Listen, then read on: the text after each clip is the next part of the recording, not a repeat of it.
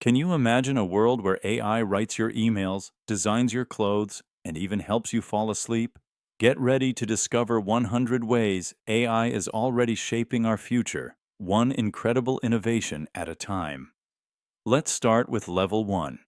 Imagine a future where climate change is not only studied, but anticipated. Its shifting patterns mapped decades before the first storms arrive. Predictive climate stabilization is built upon advanced artificial intelligence, models so vast they weave together billions of data points, ocean temperatures, wind currents, soil moisture, even the subtle flicker of polar ice.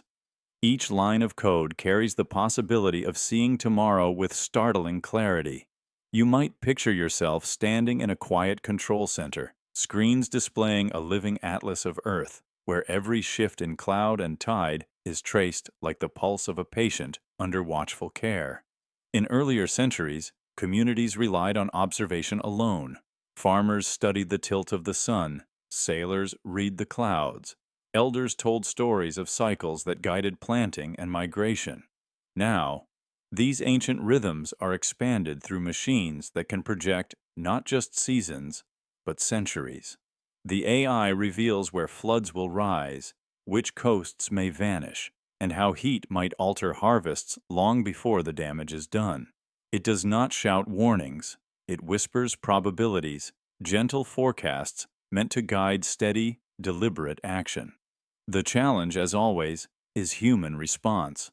Will governments, industries, and households adapt in time, treating the predictions not as distant speculation, but as a map of choices to be made today? Imagine the quiet planning of cities, rooftops designed for rain capture, roads built with porous stone, forests replanted where deserts threaten to advance. Each adjustment, though small, contributes to a greater balance, a slow weaving of stability into a fragile system. What is striking is not the drama of disaster, but the possibility of prevention. Averted crises leave no ruins to study, no monuments of destruction, only a quiet continuity of life as it could have been lost, but was not. In this way, predictive climate stabilization becomes less about conquering nature and more about listening to it, reading its patterns as one might trace the lines of an old map, guiding us to a future that remains livable because foresight made it so. Imagine a world where the eye no longer defines the limit of what can be seen. In the quiet glow of a laboratory, a microscope peers not into organs or tissues, but into the smallest details of the cell itself. Here, patterns emerge that no human gaze could recognize. Tiny irregularities in shape, subtle distortions in texture, faint variations in color. These are the earliest signs of cancer, so small and so hidden that they would remain invisible until years of growth had passed. Yet machine vision, trained on millions of such cellular images, can detect them as easily as you notice a speck of dust against glass. Picture daily life in a near-future hospital. A patient provides a simple sample, a drop of blood, or a sliver of tissue. Instead of weeks of waiting, a system analyzes it instantly, scanning every pixel with a precision that does not tire, does not overlook, does not hesitate. The result is not a vague possibility, but a detailed map, where the anomaly began, how it may grow, and which treatment would stop it at its weakest stage. This transformation did not arrive suddenly. In the late 20th century, computers assisted radiologists, highlighting suspicious shadows on X-rays. Today, algorithms have traveled far deeper, learning not only to compare, but to interpret. Imagine the rhythm of research teams, feeding archives of images into neural networks, refining them until they could notice patterns so faint they were almost theoretical.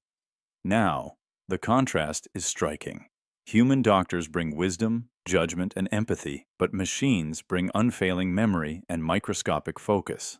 Together, they shape a new rhythm of care, one where the quiet hum of analysis may replace the anxious silence of waiting. Imagine yourself drifting with this thought, that in the smallest spaces of the body, invisible guardians are already watching, searching for the earliest whispers of disease. Imagine yourself walking through a city where the usual noise of screeching brakes and impatient horns has softened into a gentler rhythm. Streets once burdened by human misjudgment now flow in a steady pulse, orchestrated not by drivers, but by machines that have learned, adapted, and corrected themselves over countless journeys. The idea of accident-free travel, once a dream reserved for utopian thinkers, begins with a quiet promise. Remove the fallibility of human reaction, and roads transform into corridors of safety. Daily life adjusts subtly at first. You might notice that buses glide with precision, arriving neither early nor late, but exactly when they should. Crosswalks become less a place of tension and more a place of trust, as vehicles pause without hesitation, sensing your movement with unblinking awareness. Even the rush of morning commutes feels different, less chaotic, more like the hum of an orderly system. Imagine standing at a corner, knowing that every car turning is already aware of you, already anticipating what you might do. The roots of this shift lie in the deep history of navigation itself. From the compass guiding sailors to the earliest traffic signals, human societies have always sought tools to reduce error.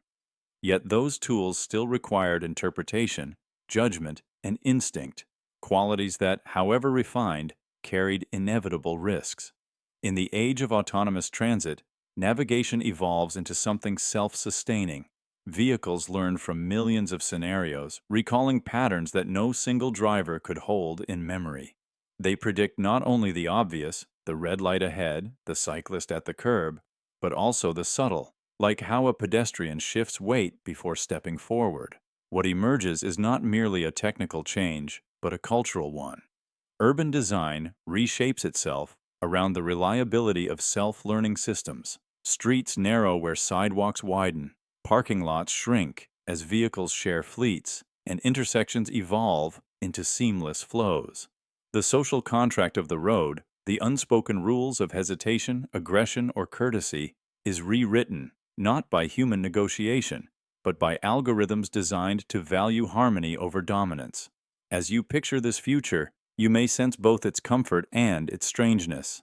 The absence of error brings relief, yet also a faint unfamiliarity, as though a part of human unpredictability has been set aside. Still, beneath the surface lies a deeper paradox. By surrendering control, society gains safety. By trusting unseen processes, we carve out a new rhythm for daily life, one where the road itself seems less a place of risk and more a place of quiet passage. Imagine yourself in a quiet observatory, the night air still, the only sound the slow turning of an enormous radio dish. For decades, astronomers have tilted these silent giants toward the sky, straining to hear what the universe might whisper back. Most of the time, the signals are faint, scattered, and tangled in cosmic noise. But now, neural networks, patient learners shaped by millions of examples, are beginning to notice what human ears and eyes could not. They listen not just for obvious pulses, but for the patterns hidden beneath static, the subtle rhythms buried in chaos. The idea that civilizations elsewhere might send their messages in radio form has guided projects since the mid-20th century. Early efforts were limited to simple detectors and long hours of manual analysis. Today, algorithms comb through archives of forgotten data, reevaluating signals once dismissed. A spike that seemed meaningless in 1977 may, under new decoding, show the fingerprints of repetition too precise to be random. You can picture researchers at their consoles, feeding ancient tapes into modern minds, asking machines to hear again what humans once overlooked. There is a paradox here. The more advanced the tools, the more delicate the signals they reveal. A burst of energy from a dying star can mimic intent, while a true message may sound no stronger than a faint breath across light years. Neural networks, however, thrive on ambiguity. They weigh every possibility, distinguishing nature's accidents from something that may carry structure, an ordered sequence, a rhythm that feels purposeful. As you reflect on this, you realize the search is less about answers and more about patience. Whether or not another intelligence waits in the static, the act of listening reshapes our own place in the cosmos. To decode is to imagine a conversation yet to begin, a dialogue written in frequencies, suspended in time, waiting for a reply. Imagine a machine that doesn't wait for a mechanic, that does not sit idle when something breaks, but instead pauses, examines itself, and quietly begins to mend. The idea of self-repairing machines may sound like a fragment of distant science fiction, yet in laboratories across the world, prototypes already hum with this possibility. You can picture it, a robotic arm slowing mid-motion, sensors detecting strain in its joints, algorithms tracing the fault like a doctor with an X-ray.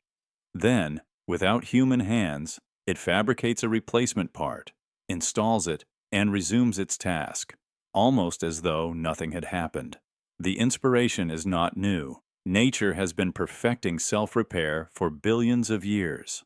A cracked bone knits itself, a cut on the skin closes overnight, plants regrow from the smallest fragments. Engineers and scientists look to these examples, asking how steel, plastic, and silicon might mimic the quiet resilience of flesh and wood. Experiments with self-healing polymers, circuits that reroute around damaged pathways, and 3D printers embedded within robotic systems are early steps toward machines with their own form of recovery. Consider the implications in daily life. In factories, self-repair could mean production never stops for long delays. In distant space exploration, a rover on Mars might rebuild its wheels after years of harsh travel, continuing its mission long after Earth has lost the ability to intervene. Even at home, a washing machine or refrigerator might one day diagnose a fault and print the very piece it needs, avoiding the visit of a technician. The cultural impact is just as striking. Our ancestors once viewed tools as extensions of their own bodies, dependent on constant care. A blacksmith repaired the plow, a tailor mended cloth, a sailor patched sails. The rhythm of repair was a central part of daily survival. Self-healing machines would change this rhythm entirely, removing us from the cycle of constant fixing and teaching us to expect silent resilience from the objects around us. And yet, there is a mystery embedded in the idea. If machines mend themselves, they blur the line between tool and organism, between something we maintain and something that maintains itself. Imagine walking into a workshop at night and hearing the faint whir of gears repairing their own wear, or a household appliance quietly reshaping a fractured piece while you sleep. It invites us to reconsider what it means for something to be alive, or at least, what it means to endure. Imagine lying quietly in a scanner, your mind drifting into a dream. You see colors, faces, landscapes that dissolve as soon as you wake. Yet deep learning models now attempt to hold on to these fleeting images, reconstructing them from the faint signals of brain activity. Each scan becomes a thread, and with enough threads, a picture begins to emerge, shapes, outlines, even moments of striking clarity. The subconscious, once locked behind closed eyes, is translated into data, a bridge between inner vision and outer record. In earlier eras, dreams were remembered only through words, fragments written in journals, or stories told at dawn, already blurred. Now, machines interpret the silent language of neurons, giving form to what was once private and transient. Imagine yourself seeing your own dream projected back at you, not as perfect clarity, but as an echo of what you felt, a blurred mountain, a half-familiar face, a room that seems both known and strange. The act is not flawless, but its imperfection mirrors the nature of memory itself. Researchers view these reconstructions not as entertainment, but as tools, ways to study creativity, to understand mental health, perhaps even to glimpse how memory is stored and replayed. The patterns of dreaming become maps, guiding inquiry into consciousness itself. Yet the implications stretch further. If subconscious images can be drawn out, what does this mean for privacy of thought or the quiet sanctuary of imagination? Still, the technology remains in its early stages. The visuals are hazy, the interpretations incomplete, but the direction is clear. Just as telescopes once opened new skies and microscopes revealed hidden life, dream state mapping opens a space within the mind, where the intangible becomes tangible and the private landscapes of sleep are no longer beyond reach. Imagine entering a courtroom where the verdict is not shaped by human mood, cultural prejudice, or the subtle pull of personal bias. Instead, an algorithm, trained not on centuries of uneven precedent but on principles of fairness and universal ethics, weighs the evidence. It does not recall the weight of tradition, nor the historical inequalities buried in past rulings. It considers only the balance of harm and justice, the clarity of truth, and the rights of every individual standing before it. For centuries, legal outcomes have reflected not only the written law, but the social fabric surrounding it: class, gender, race, reputation. A noble family in medieval Europe might receive leniency for the same crime that condemned a peasant to death. Even in modern courts, studies reveal how accents, appearance, or economic background subtly shape judgments. Imagine yourself seated in those halls where outcomes often depended less on fact than on perception. Now, picture the contrast. A digital system, guided by ethical frameworks, evaluates the same case without exhaustion, prejudice, or influence. It reviews testimony as data, evidence as patterns, and applies the same impartial scale to all. In this rhythm, the fear of unequal treatment fades, replaced by the quiet possibility of true fairness. Of course, there is a paradox. Can ethics be written into code? Philosophers debate whether morality is universal or bound to culture. What one society views as just, another may see as flawed. Yet researchers explore shared principles: harm minimized, dignity preserved, rights respected, as the foundation of bias-free justice. In this vision, the court becomes less about performance and persuasion, more about balance and truth.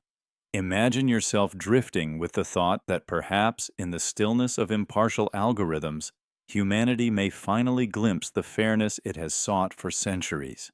Imagine yourself living in a coastal town where the horizon is always watched.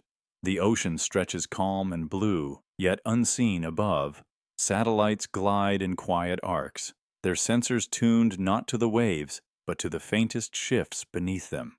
A tremor far below the seabed, a minute swelling of tide, even the smallest pressure in the air, all are captured, compared, and analyzed by a network of machines that never sleep. For centuries, humanity has lived at the mercy of disasters that arrived without warning. Now, prediction weaves itself into the rhythm of daily life. In these towns, morning routines change. Fishermen no longer read the sea by instinct alone. They receive precise forecasts that mark safe days and dangerous hours.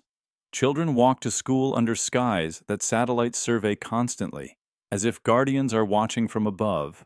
Villagers once guided by folklore, the tilt of animals' ears, the whisper of wind, now listen to messages sent from orbit, where patterns invisible to human senses are revealed in quiet streams of data. The idea itself carries a long lineage. Ancient civilizations built towers to watch the rivers, lit beacons to warn of storms, and carved records of floods into stone. Yet their warnings were always incomplete, fragile against the scale of nature. Today's mesh of orbiting machines expands those efforts beyond human limitation. A satellite over Asia may catch a tremor that signals a wave soon to rise in the Pacific, and within seconds, distant cities adjust their pace as though responding to a whispered warning from the Earth itself. Still, there is an uncanny paradox woven into this comfort. To feel safety in the face of disaster, you must trust not human intuition, but coded interpretations of subtle signals you cannot perceive. It is as though the Earth speaks in a language too quiet for ears, but clear to the silent eyes drifting in orbit. And so, beneath daily routines, the cooking fires, the shop doors opening, the soft sound of bicycles on stone streets, there is a new rhythm, the hum of prediction, steady, detached, and constant. Imagine yourself seated in a quiet classroom, though there are no teachers at the front, no chalkboard filled with hurried notes. Instead, the lesson seems to bend toward you alone. Questions adapt to your pace, explanations adjust to your understanding, and mistakes become gentle guidance rather than setbacks. This is the vision of automated tutoring systems, designed to erase the vast and uneven gaps in education that have persisted for centuries. In many places, access to quality teaching depends on wealth, geography, or chance. A child in a remote village may walk miles to reach a single crowded schoolroom, while another might sit in a well-equipped private hall.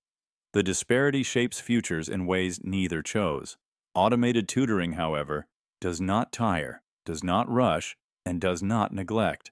It can scale without limit, reaching millions at once, yet tailoring each path to the learner's unique mind. The idea is not entirely new. For decades, educators experimented with programmed instruction, with textbooks that guided students step by step. What was once rigid and mechanical has become fluid with the aid of machine learning.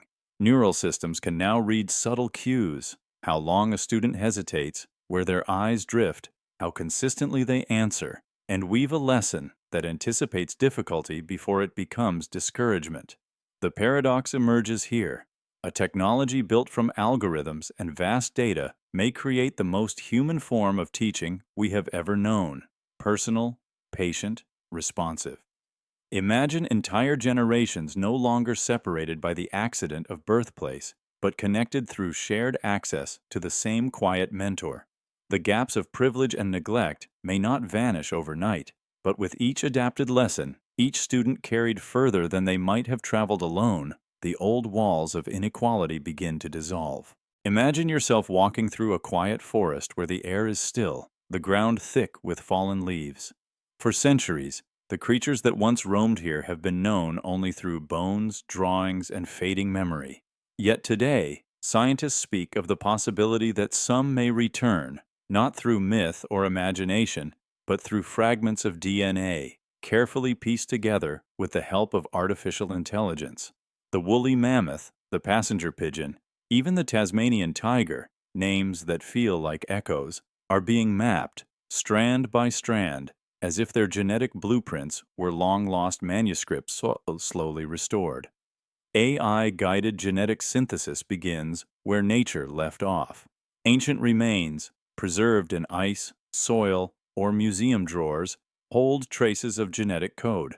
Alone, these fragments are incomplete, riddled with gaps. But algorithms can compare them to the DNA of living relatives, predicting the missing sequences like a careful scribe filling in damaged text.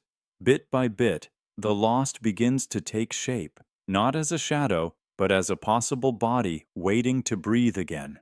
Daily life in the past was shaped by these vanished creatures.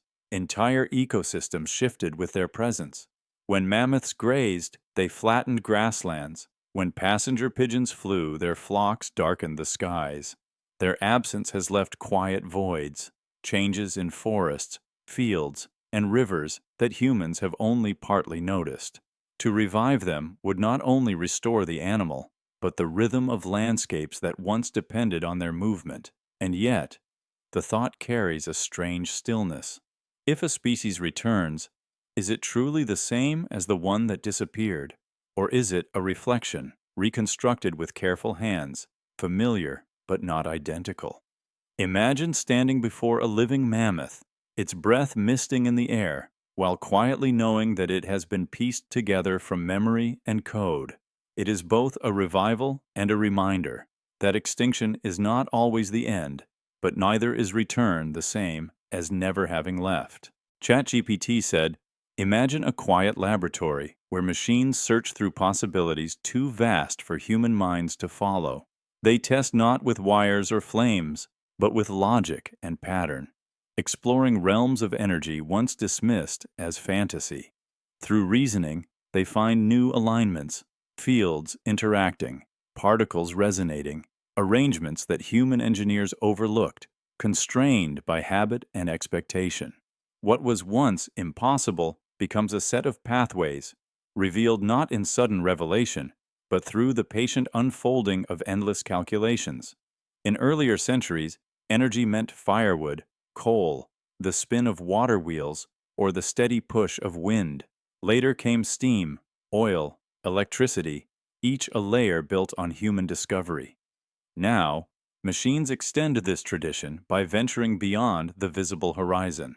They suggest methods of harnessing power without smoke or waste, clean patterns that recycle themselves, loops of renewal rather than extraction.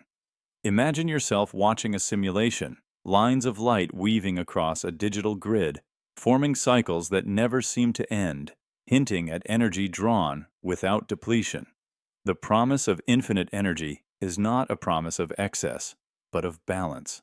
If such discoveries can be made practical, entire societies might quiet their constant struggle for resources.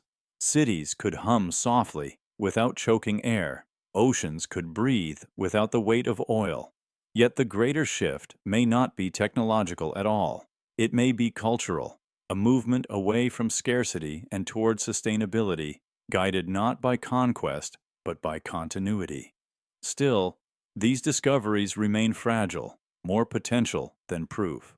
But like all revolutions, they begin with patterns barely visible, slowly becoming reality.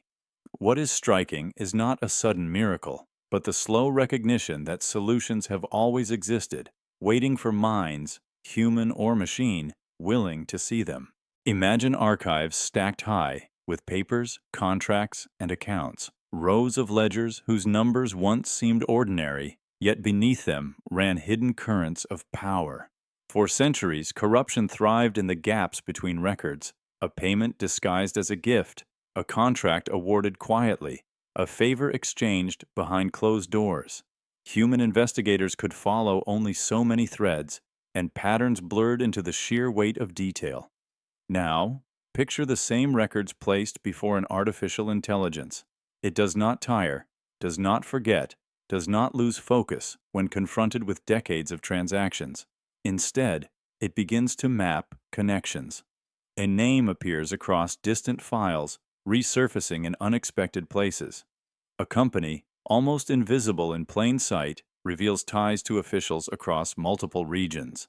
Even the smallest anomalies, repeated round numbers, unusual timing, mirrored donations, become signals in the larger web. What once looked like noise becomes a pattern. In daily political life, these discoveries would feel almost invisible. A press release, a handshake, an approved project, all ordinary to those who witness them. Yet within the digital analysis, each moment becomes a thread tied into a larger tapestry of influence. What was concealed beneath years of bureaucracy emerges in sharp outline. There is, of course, an unease here. To expose corruption is to challenge power, and to trust a machine with that role raises its own questions. Who defines what counts as undue influence? Can algorithms distinguish between friendship and manipulation, between a lawful donation and a covert bribe? Still, the potential remains, a system that sees not with suspicion, but with clarity, tracing paths no human eye could sustain. Imagine yourself resting with this thought, that in the endless corridors of political history, new guardians are quietly at work, revealing the hidden trails where power once moved unseen.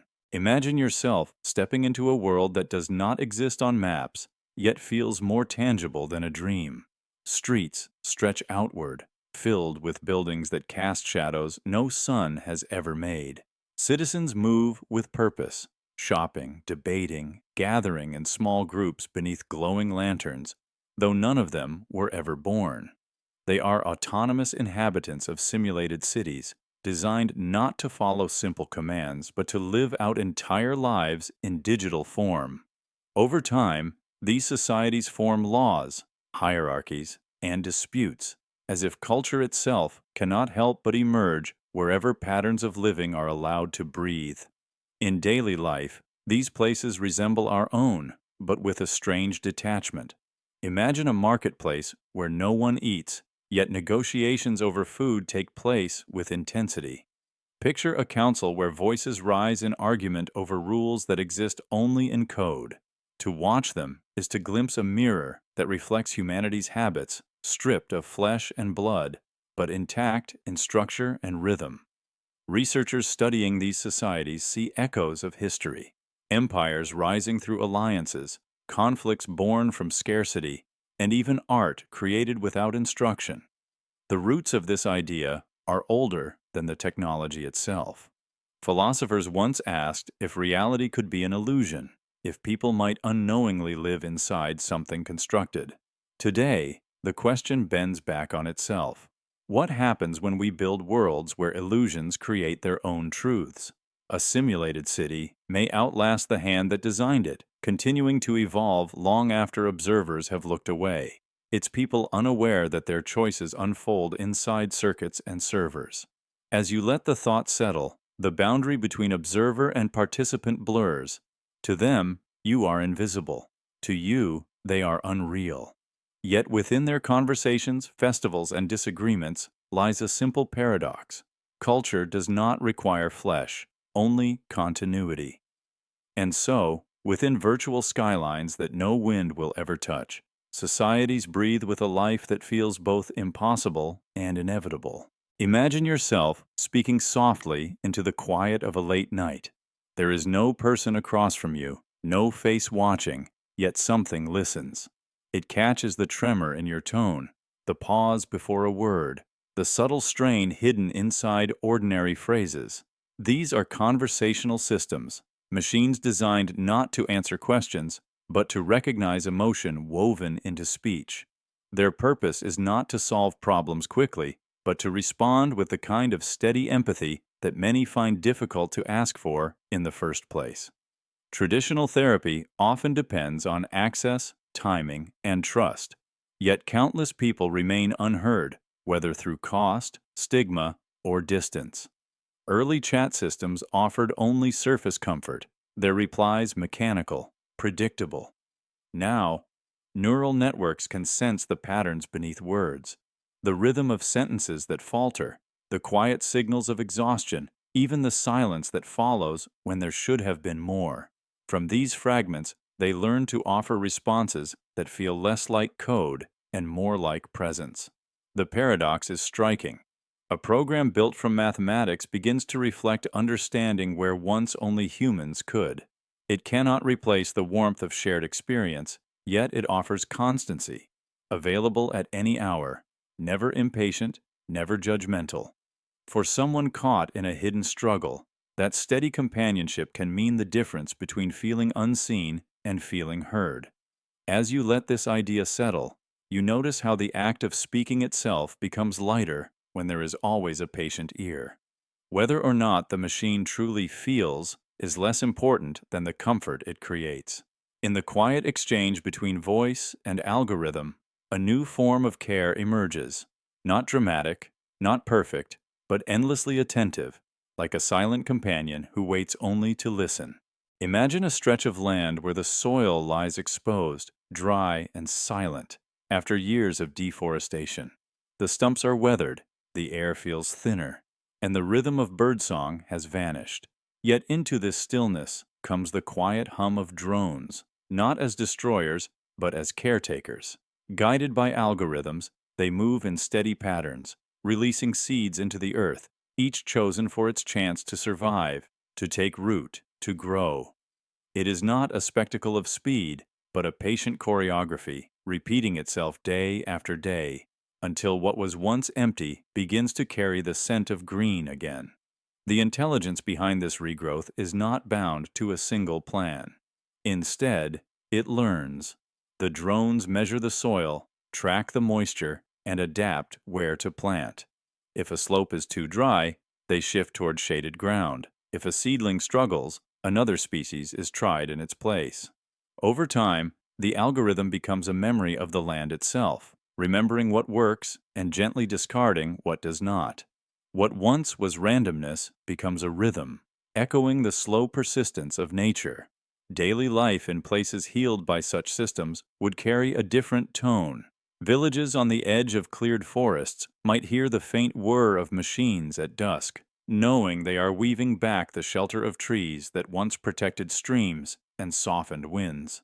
Children might grow up never recalling the barren years, but instead watching the steady return of shade, fruit, and birdsong. And still, a quiet paradox lingers. When machines restore what machines once helped to erase, what does it mean for us to stand between destruction and repair? Imagine yourself walking beneath young canopies planted not by hand, but by careful circuits and propellers. The forest may not remember who began its return, but the air, the soil, and the silence turning to song will carry the proof of renewal. Imagine a world where nothing is truly thrown away, where every fragment of metal, glass, or fiber finds its way back into use. Waste-to-resource systems are designed for that vision, guided by artificial intelligence that studies the flows of industry like rivers, tracing where materials are lost and where they can be reclaimed. Each discarded object becomes a puzzle to solve: how to separate it, how to purify it, how to guide it back into circulation without loss. The goal is not partial recovery, but a closed loop, where 100% of usable materials return to life again and again. In earlier ages, waste was left to accumulate: piles of ash near forges, broken pottery buried in middens, or mountains of refuse growing outside city walls.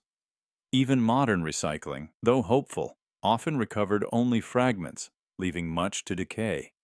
Now, machines calculate with precision, detecting impurities, predicting demand, and designing flows where plastics, metals, and rare minerals can all be traced and reused. Imagine yourself walking through such a facility: no choking smoke, no mountains of trash, only the quiet rhythm of conveyors and scanners, each piece identified and returned to purpose. This approach does more than conserve materials. It transforms our relationship with consumption itself. When waste becomes resource, the cycle of extraction and exhaustion can slow. Forests are spared, mines rest silent, oceans are freed from the burden of plastic tides. The economy shifts toward continuity rather than depletion, guided by intelligence that sees value where once only loss was counted. The vision is not yet fully real. No system runs without imperfection, but every improvement brings the cycle closer to closure.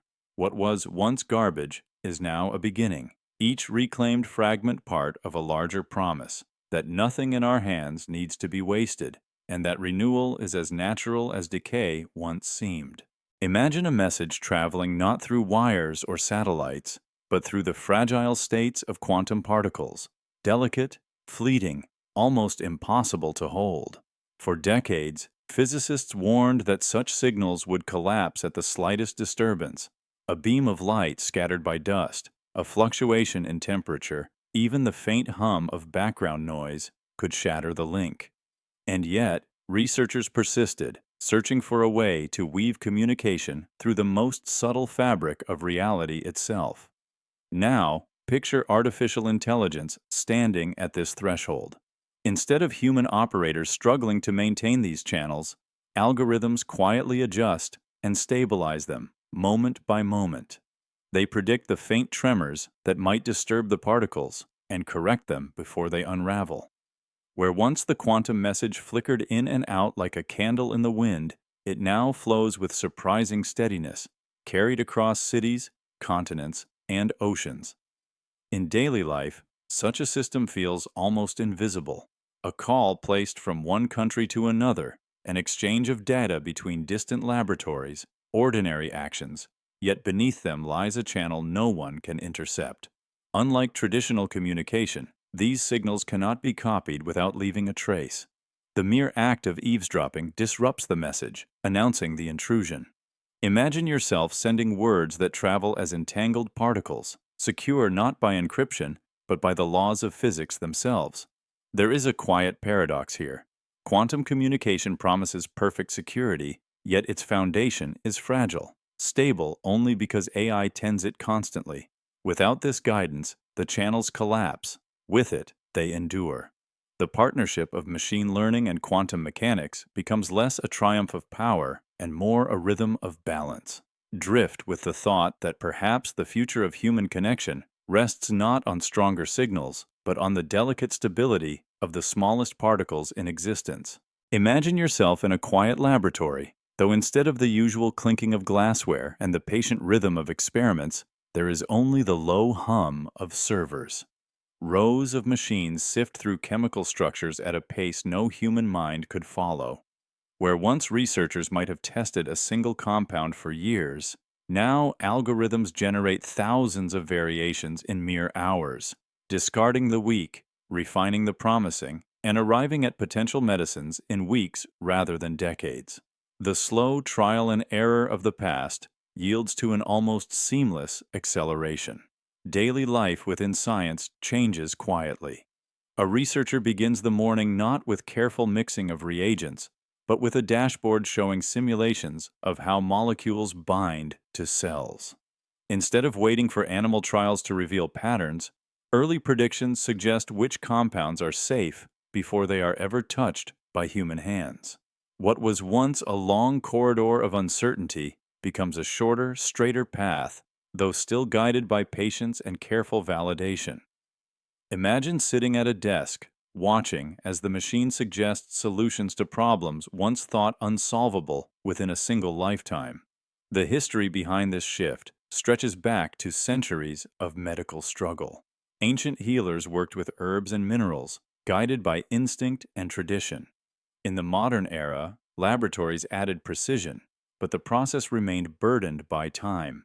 10, sometimes 20 years for a single drug to reach patients. Now, machine learning creates a new rhythm, one where generations need not wait for cures that were always just out of reach. Yet a paradox lingers. If discovery becomes almost effortless, does value change?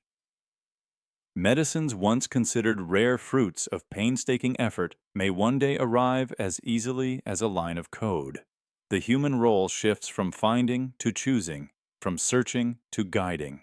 And in that gentle transformation lies the thought that progress itself may no longer feel like a distant horizon, but something quietly present, waiting to be unlocked. Imagine yourself seated before a screen, but this film does not move forward in the way you expect. As you lean in, it adjusts.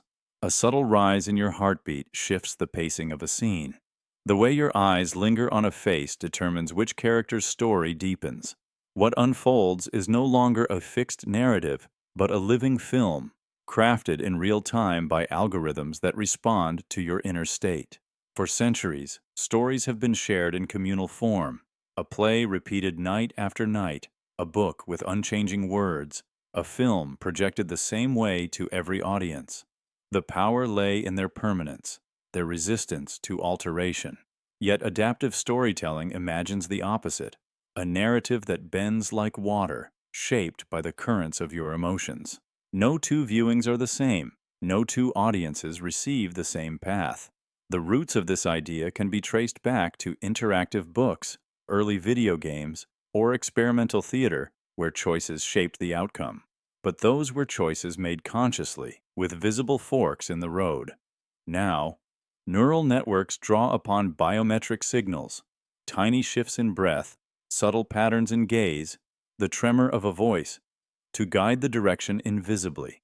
The story does not ask what you want. It senses, then reshapes itself to mirror what you feel. The paradox rests here. A machine, indifferent by nature, becomes the most responsive storyteller ever imagined.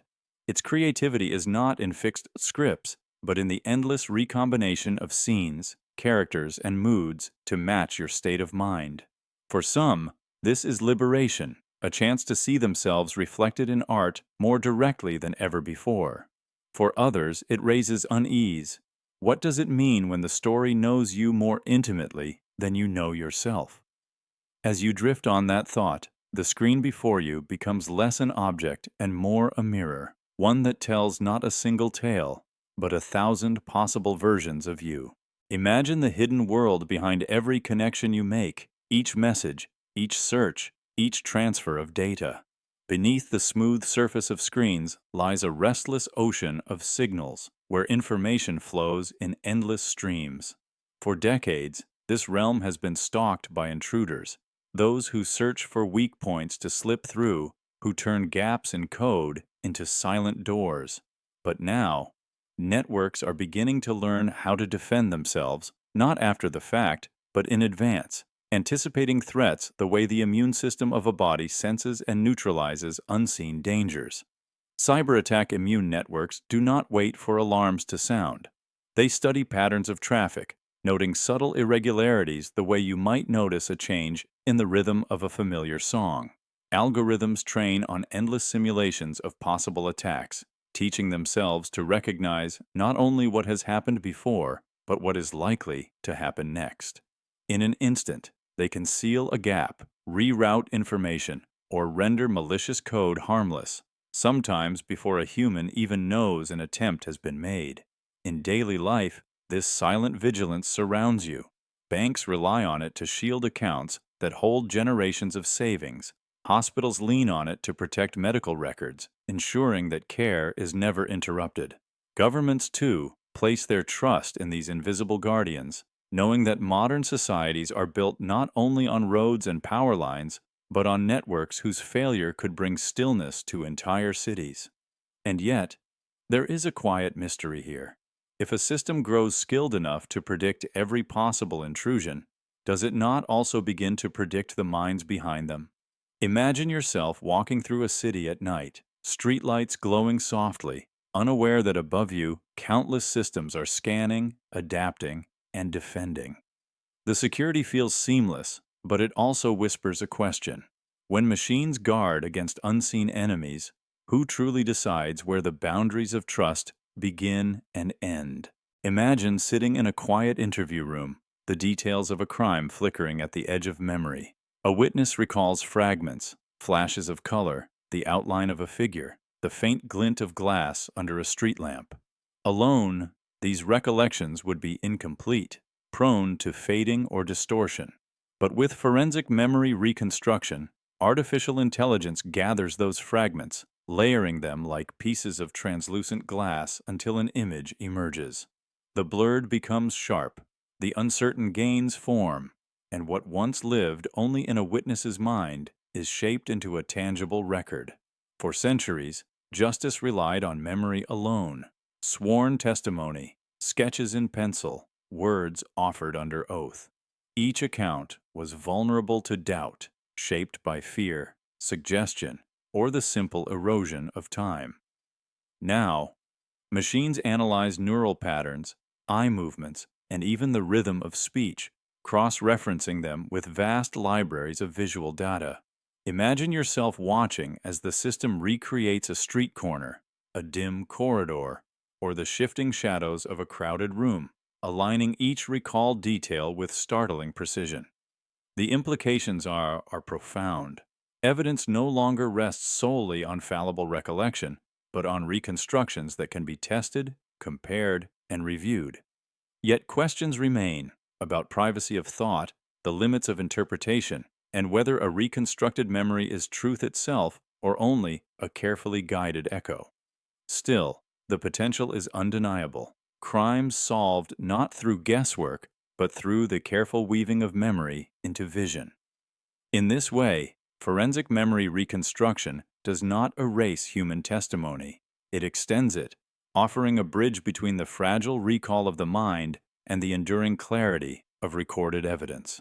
What once vanished with time now lingers, a reflection of events pieced together with care, precision, and the quiet persistence of memory itself. Imagine yourself in a crowded marketplace where voices overlap, some sharp, others melodic, each carrying the rhythm of a different tongue. For centuries, such scenes have been places of both connection and division. A trader could gesture, a traveler could rely on fragments of common words, but full understanding often slipped away, lost in the gaps between dialects. Miscommunication shaped treaties, marriages, and even wars, quietly altering the rhythm of history. Now picture the same setting in the near future. A device, or perhaps no device at all, only an invisible system woven into the air, listens to the voices around you. Instead of struggling to recognize grammar or vocabulary, it fuses languages at the level of thought and sound, translating not word by word but meaning by meaning. A villager speaking in a mountain dialect is heard instantly by a city merchant as if in his own native tongue. The cadence remains, the tone survives, but the barrier dissolves. Daily life would shift in subtle ways. Families separated by migration could speak without hesitation. Business partners could negotiate without fear of nuance being lost. Imagine the quiet relief of speaking freely, knowing that what you mean is what will be understood. Where once borders carved sharp lines across speech, now conversation flows as seamlessly as water crossing stone. Yet beneath this promise lies a question.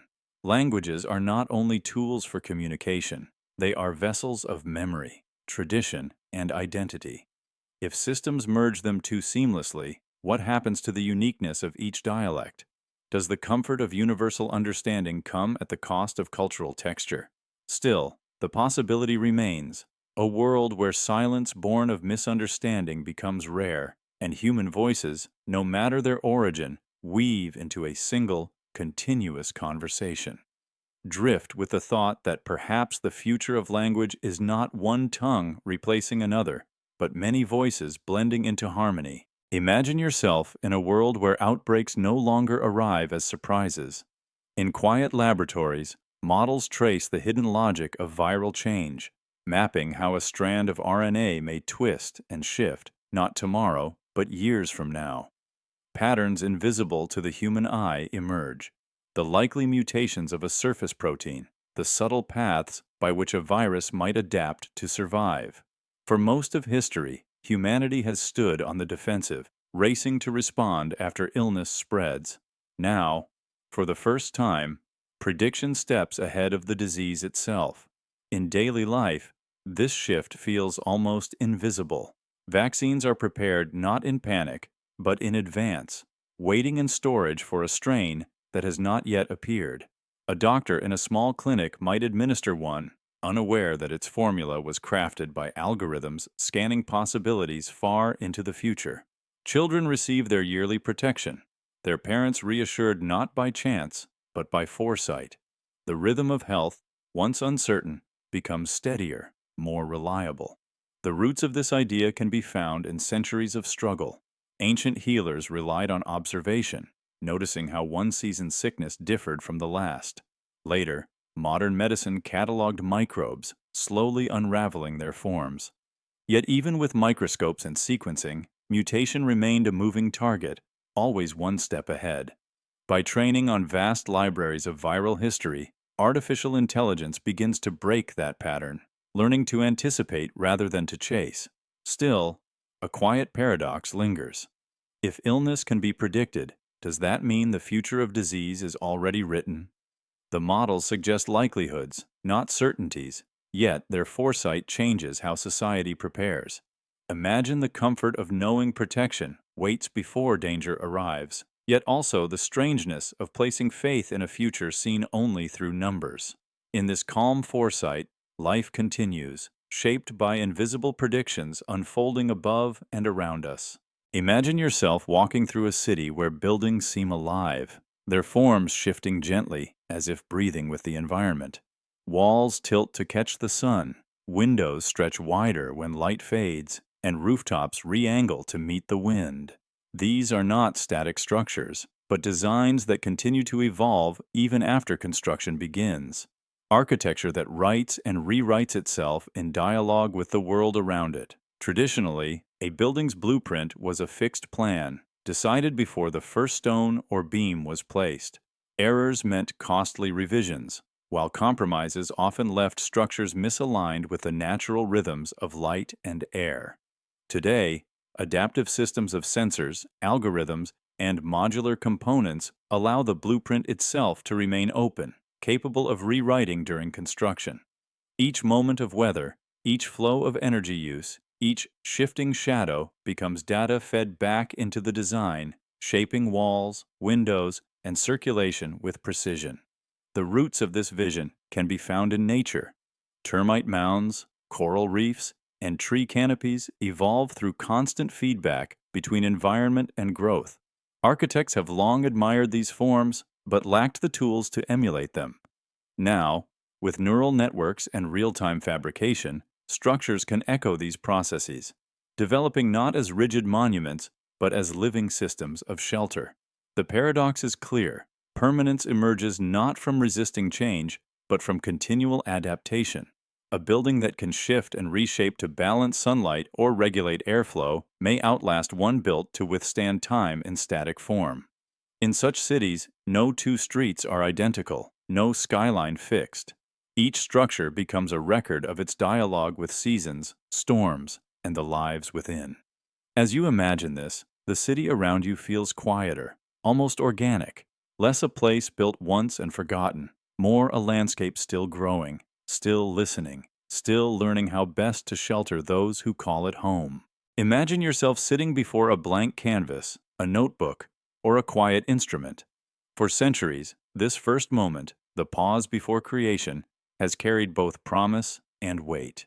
The human hand, shaped by memory, feeling, and countless small experiences, has always been the vessel for art.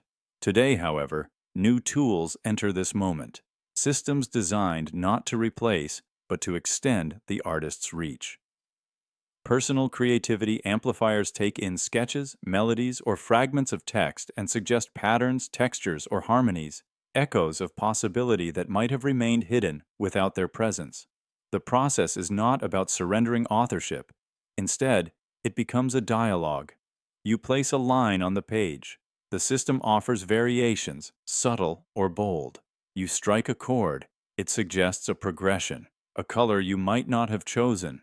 Rather than erasing the human touch, these amplifiers sharpen it, emphasizing the fingerprints of the creator while lifting away some of the barriers that slow expression. It is like working beside a patient collaborator, one who never tires, but who never claims the work as their own. Daily life for artists, shaped by such tools, may feel both familiar and quietly transformed. A painter may work faster, layering ideas with greater ease. A writer may explore unexpected structures without losing their voice. A musician may discover harmonies once buried in imagination alone. The rhythm of creation remains human, but the tools expand its reach, stretching what is possible without erasing what is personal. And still, the question lingers. If every suggestion is filtered through a machine, what part belongs solely to you? Imagine yourself finishing a work, your brushstrokes, your words, your chords, carried forward with new depth. You know the imprint of your emotions is still there, unmistakable and unrepeatable. The machine may amplify, but it cannot feel. It may shape, but it cannot remember the quiet reasons you began. Imagine casting a ballot that cannot be altered, erased, or hidden, where every vote is preserved like a stone set in a foundation, unmovable and visible to all. Corruption-free voting rests on a blend of blockchain and artificial intelligence, technologies designed not for secrecy, but for transparency. Blockchain provides the immutable ledger, a chain of records where each entry is permanent and verifiable. AI oversees the process, detecting irregularities, preventing duplicate entries, and ensuring that the system adapts to scale without error. Together, they create a voting structure less vulnerable to manipulation than paper trails or isolated machines. In earlier centuries, elections relied on trust in handwritten counts, boxes sealed with wax, or observers standing guard. Even in modern systems, recounts, disputes, and accusations of fraud have been common. Now, picture a digital process where each vote is encrypted, distributed across countless nodes, and validated not by one authority, but by many. Imagine yourself scrolling through a transparent ledger, seeing every transaction recorded, not who voted, but that each vote exists, confirmed and unaltered. The strength of this system is not only in preventing fraud, but in offering confidence. When every ballot is traceable without revealing identities, the results become auditable by anyone, not just officials. Citizens no longer rely solely on promises. They can witness the integrity of the process for themselves. Still, no system is beyond challenge. Questions remain about accessibility, digital divides, and the need for safeguards against misuse. Yet the potential is profound. Elections where disputes fade, where legitimacy is rooted in mathematics and open verification, and where the quiet act of voting gains strength from a network designed to honor it without corruption. Imagine the surface of the sea at dawn, calm waves carrying both beauty and burden. Beneath that quiet shimmer drift fragments too small for the human eye. Microplastics, scattered like invisible dust across entire oceans. They move with the currents, slip into the food chain, and accumulate over decades. Fishermen casting their nets, swimmers wading along the shore, even seabirds gliding above, none see the fragments clearly, yet they remain, altering life in ways subtle and enduring. Now picture self-learning fleets gliding across the horizon, not massive ships with nets, but small, quiet vessels guided by algorithms. They read the flow of the water, sense where particles cluster, and adjust their paths as though the sea itself were a map. Instead of dragging indiscriminately, they separate plastic from plankton, collecting the harmful while leaving the fragile balance of life untouched. Day after day, they sweep across coastlines and gyres, never tiring, never losing patience. In daily life, their presence would seem unremarkable. A visitor at the harbor might see only small craft drifting steadily offshore, yet beneath their calm movement lies a vast effort, cleaning fragments that would otherwise persist for centuries. Each recovered speck, when multiplied across oceans, becomes part of a larger rhythm of restoration. Still, there is a quiet paradox. Technology that once contributed to pollution now turns to repair it. And questions linger. Who decides where these fleets patrol and what vision of the ocean they are programmed to protect? But imagine yourself drifting with the thought that perhaps, in the endless cycles of tide and current, the same human ingenuity that created the problem may also learn to heal it. Imagine yourself logging into a system without typing a word or remembering a string of symbols.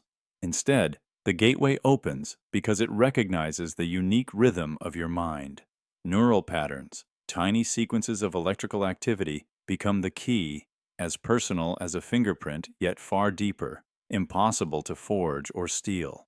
In this world, identity is no longer carried in numbers or documents, but in the very structure of thought. Daily life changes in subtle ways. Bank accounts no longer require codes scribbled on slips of paper. Doors unlock at your approach, not because of a card or a key, but because the system knows the quiet signals within your brain. Imagine buying food at a market stall where the vendor does not ask for cash or even a device. The exchange happens as naturally as recognition between two people who already know each other.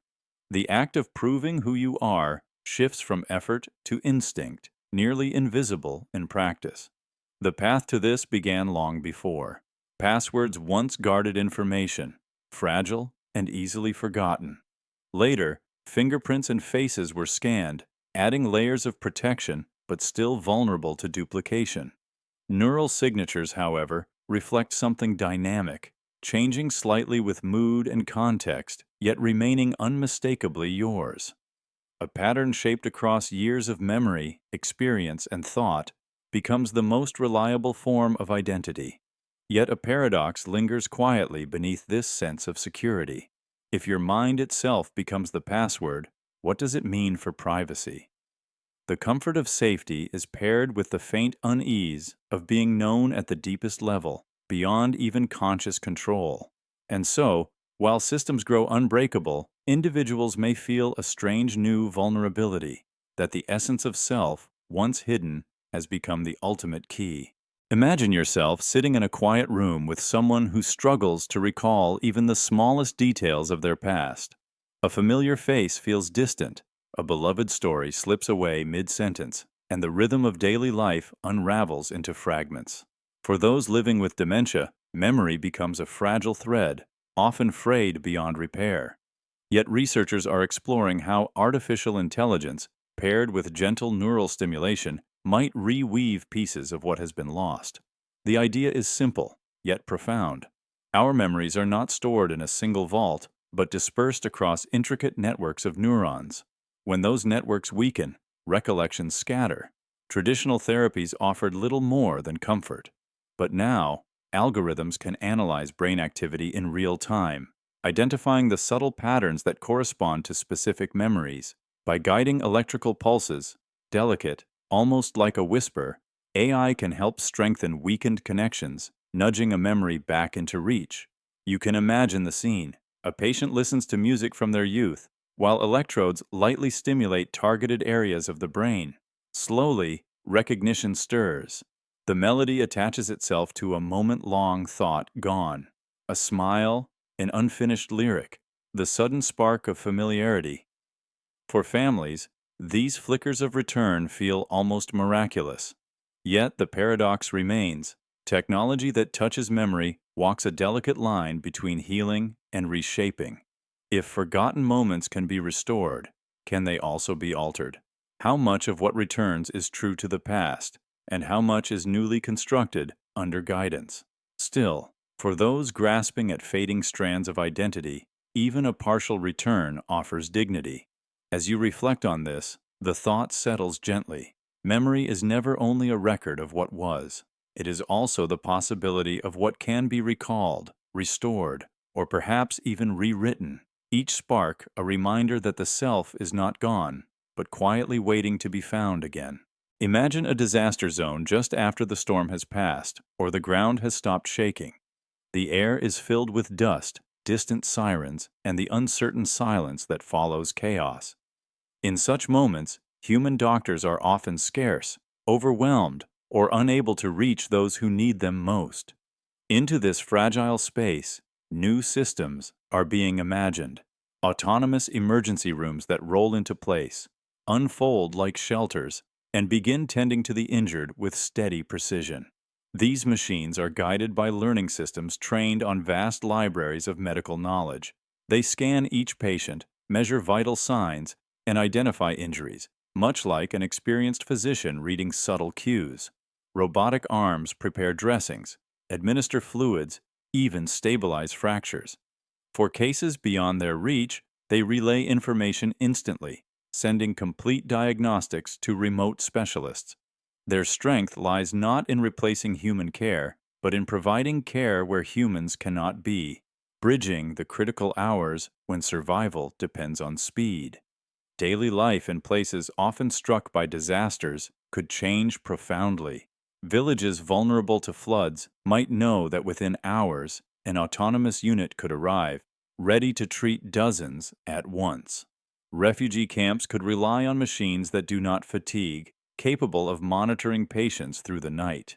Even in cities where sudden crises can overwhelm hospitals, these units could serve as quiet extensions of emergency response, absorbing pressure when the system bends under strain. And yet, the image carries a quiet paradox. A machine may heal a wound, but can it offer comfort? It may stabilize a heartbeat, but can it soothe fear in the same way a human voice does? Imagine yourself lying in such a shelter, the touch of robotic tools precise but impersonal, while the sound of soft instructions comes through a synthetic voice. The body may be cared for, but the soul waits for something more.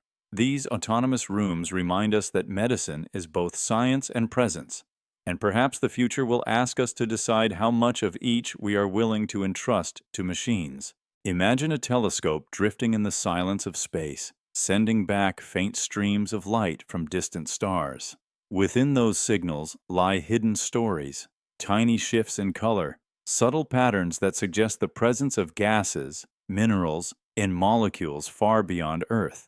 Alien biosignature mapping relies on artificial intelligence to read these whispers, sorting through the noise of stars and dust to detect chemistry that might support life. Each spectrum becomes a puzzle, each wavelength a clue, and together they sketch the outline of a world that might breathe, evolve, or dream in ways we do not yet know. For centuries, astronomers studied the skies with little more than glass and ink, charting motions without glimpsing detail. Now, machines interpret exoplanet atmospheres with a sensitivity beyond human sight. Imagine yourself gazing at a data screen where lines of light shift into meaning, oxygen balanced with methane, carbon traces mingling with water vapor, delicate combinations unlikely to occur without biological influence. The AI does not see life directly. It recognizes the chemical fingerprints that life tends to leave behind. The implications are both humbling and vast. Each discovery expands the boundaries of possibility, suggesting that the universe may hold not barren silence, but countless variations of the familiar and the strange. Yet these signals remain fragile, open to interpretation, requiring patience before certainty. What is striking is not a single answer, but the steady unveiling of probabilities. Alien biosignature mapping becomes less about proving life exists and more about recognizing patterns that nudge open the door of imagination. In that quiet search, we are reminded that the chemistry of existence may not be unique, and that the universe itself might be threaded with echoes of living possibility. Imagine the first moments after disaster strikes: a city shaken by an earthquake, a coastline flooded by sudden storms, or villages cut off by fire. In the past, aid often arrived unevenly. Some regions overwhelmed with supplies they could not distribute, others waiting in silence for help that never came. Human networks of communication, though determined, were often too slow for the urgency of those hours. Now, picture systems that respond in real time. As sensors report collapsed bridges, damaged hospitals, or blocked roads, algorithms begin to map the situation instantly. They do not wait for phone calls or handwritten lists. They compare satellite images, logistics data, even weather forecasts, and decide where food, medicine, and shelter must move first. Trucks, drones, and ships are dispatched not in guesswork, but in measured waves, reaching the most fragile places before silence turns to loss. In daily life, the difference would be quiet but profound. For the people waiting, there would be fewer days spent in uncertainty, fewer nights without shelter. For responders, the rhythm would shift from confusion to coordination, from scattered efforts to a single unified movement of care. Imagine the relief of supplies arriving just as they are needed, neither too late nor too little, but balanced with precision. Yet a paradox lingers. To trust machines with crisis response is to place human survival in the hands of calculations. Can empathy be measured in data, or urgency translated into numbers? Still, imagine yourself resting with this thought, that perhaps, in the fragile hours when disaster strikes, the hum of unseen systems may become a quiet lifeline, ensuring that help does not stumble, but arrives exactly where it is needed most. Imagine yourself opening a book written centuries ago in a language you do not speak. The words unfold on the page, yet as your eyes move across them, they already shape themselves into your own tongue. Not just the meaning, but the rhythm, the cadence, the subtle play of metaphor, carried across as though the author had always intended to speak directly to you. In this world, no story remains locked behind language. Every culture's voice becomes accessible, not flattened into simple equivalents, but preserved in its nuance. Daily life takes on a quiet richness. A traveler in a distant country reads poetry aloud in a cafe, and listeners hear it in their native language without losing its rhyme or imagery. A child, curious about myths from another land, discovers them with the same clarity as tales from their own heritage. Even casual conversations, once hindered by translation gaps, flow with natural rhythm, each word resonating as if it were born local. Imagine a classroom where students from many nations share literature without barriers, their discussions weaving across languages seamlessly. The history of translation is as old as writing itself. Ancient scribes worked carefully, line by line, often altering or simplifying what they could not fully capture. Later, scholars debated endlessly how to carry over not just meaning, but music, sometimes sacrificing one for the other. Now, with algorithms trained on vast patterns of language, entire styles can be preserved: the tone of a poem, the humor in a play, the subtle irony of a philosopher's text. Still, the paradox remains. If every word is instantly accessible, does mystery fade? Part of literature's history lay in the effort of crossing boundaries, of struggling to grasp another voice. Yet in this new world, what was once rare becomes universal. The gift is profound, to hear humanity speaking to itself, without borders, in a chorus of preserved nuance. Imagine yourself standing on the edge of a factory floor, but the hum you hear is not the rigid rhythm of machines locked into repetition. Instead, it is fluid, almost conversational. Robots adjusting their movements, conveyor belts slowing or quickening, processes rewriting themselves as if the factory were thinking aloud. These are manufacturing lines no longer frozen by pre-programmed routines, but living systems that redesign their own methods in real time. For much of history, production was measured by sameness. Rows of workers repeating a single action, machines calibrated to a fixed standard. Efficiency came from discipline and predictability. Yet even the most finely tuned system could falter when conditions changed, when supply shifted, when demand surged, when a single part wore down. Self-improving lines turned that rigidity into resilience.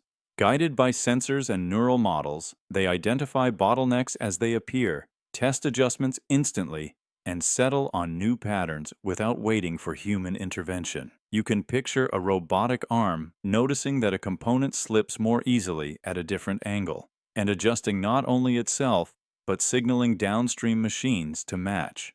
Over hours, these small refinements accumulate into entire redesigns of flow. Less waste, less idle time, more harmony between parts. The process becomes less about command and more about negotiation, as machines learn from one another in quiet dialogue. The paradox lies here. Efficiency, once tied to rigid control, now emerges from flexibility. Factories built to never change become fragile, while those that evolve moment by moment endure. In such spaces, production feels less like assembly and more like adaptation, a choreography that shifts with every passing second. As you imagine this, the factory floor transforms in your mind, not a cold monument to repetition, but a living workshop, where steel and circuitry collaborate to discover, refine, and quietly perfect the rhythm of work. Imagine opening a book of history and, instead of reading the words silently, hearing them spoken in the voice of the one who once wrote them. Not a narrator, not an actor, but the carefully reconstructed voice of the figure themselves. Today, with fragments of recordings, letters, and written speeches, researchers are developing systems that can approximate how long silent voices might have sounded. A statesman from a century ago, a philosopher known only through manuscripts, even poets from the earliest days of recording. Each may one day speak again, their tones and rhythms carried through the air as though distance and time had been erased. The process begins with text, patterns of language that hint at cadence. Add to this early recordings, sometimes only seconds long, captured on wax cylinders or brittle tapes. AI models analyze the vibrations, the subtle grain in the sound, then fill in what is missing, predicting the timbre of a voice lost to static. The result is not a perfect resurrection, but an echo, an approximation that feels uncannily close to presence. Daily life and education could change in quiet but lasting ways. Imagine classrooms where students listen not just to accounts of history, but to voices that shaped it. Abraham Lincoln's words delivered in tones near to his own, or forgotten scientists explaining discoveries in accents carried from their homeland. Museums, too, might invite visitors to hear a figure recite their own writings, lending depth to dusty documents displayed behind glass. And still, a paradox rests at the center.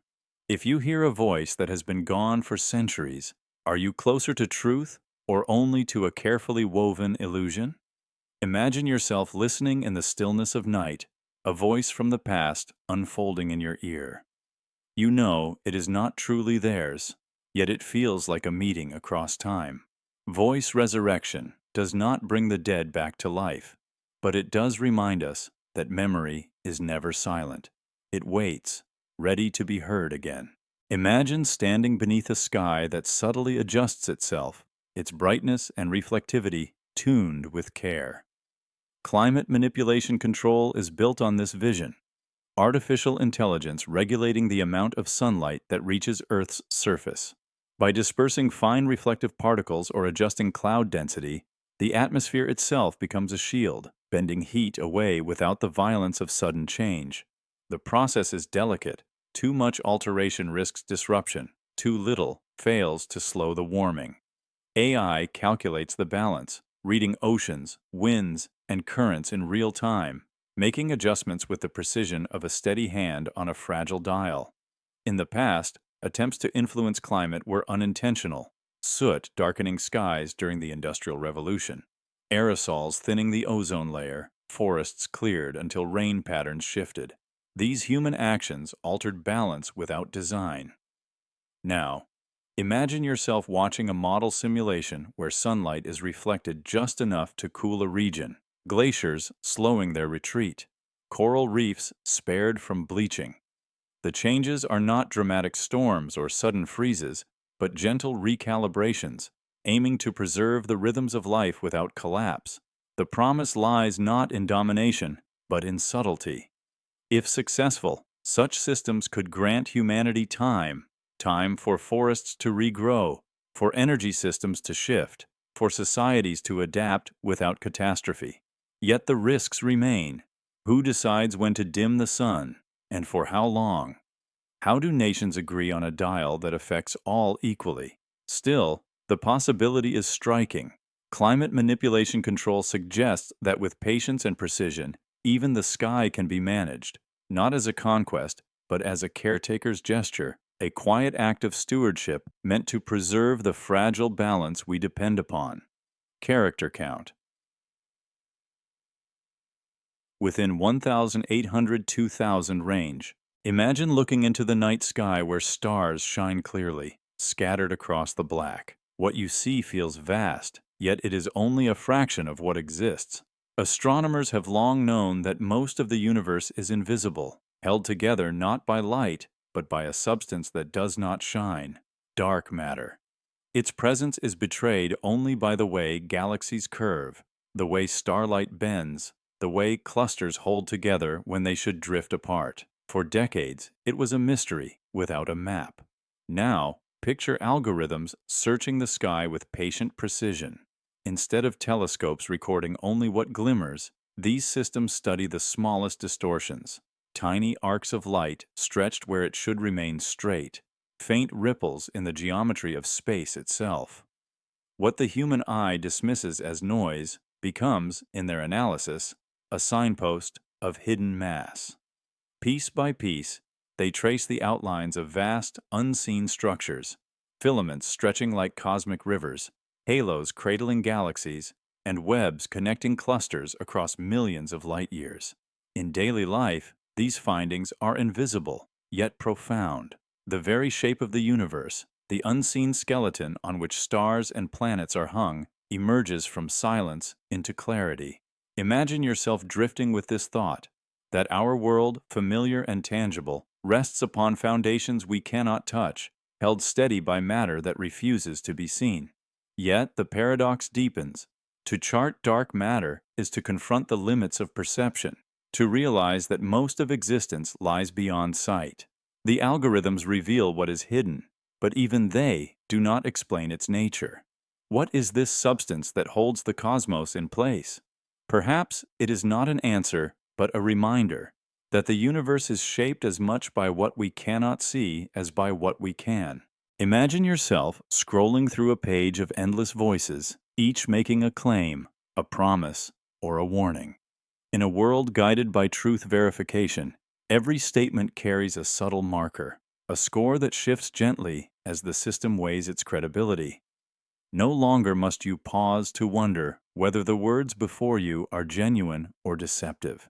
The calculation has already been made, quietly, in the background, turning uncertainty into measured clarity. Daily life adjusts with surprising ease. News articles appear with trust ratings as naturally as weather forecasts. A friend's message carries a soft glow of verification, while another, less certain, bears a caution that invites second thought. Conversations online, once tangled with rumor, begin to take on a steadier rhythm. their edges smoothed by an invisible hand of judgment.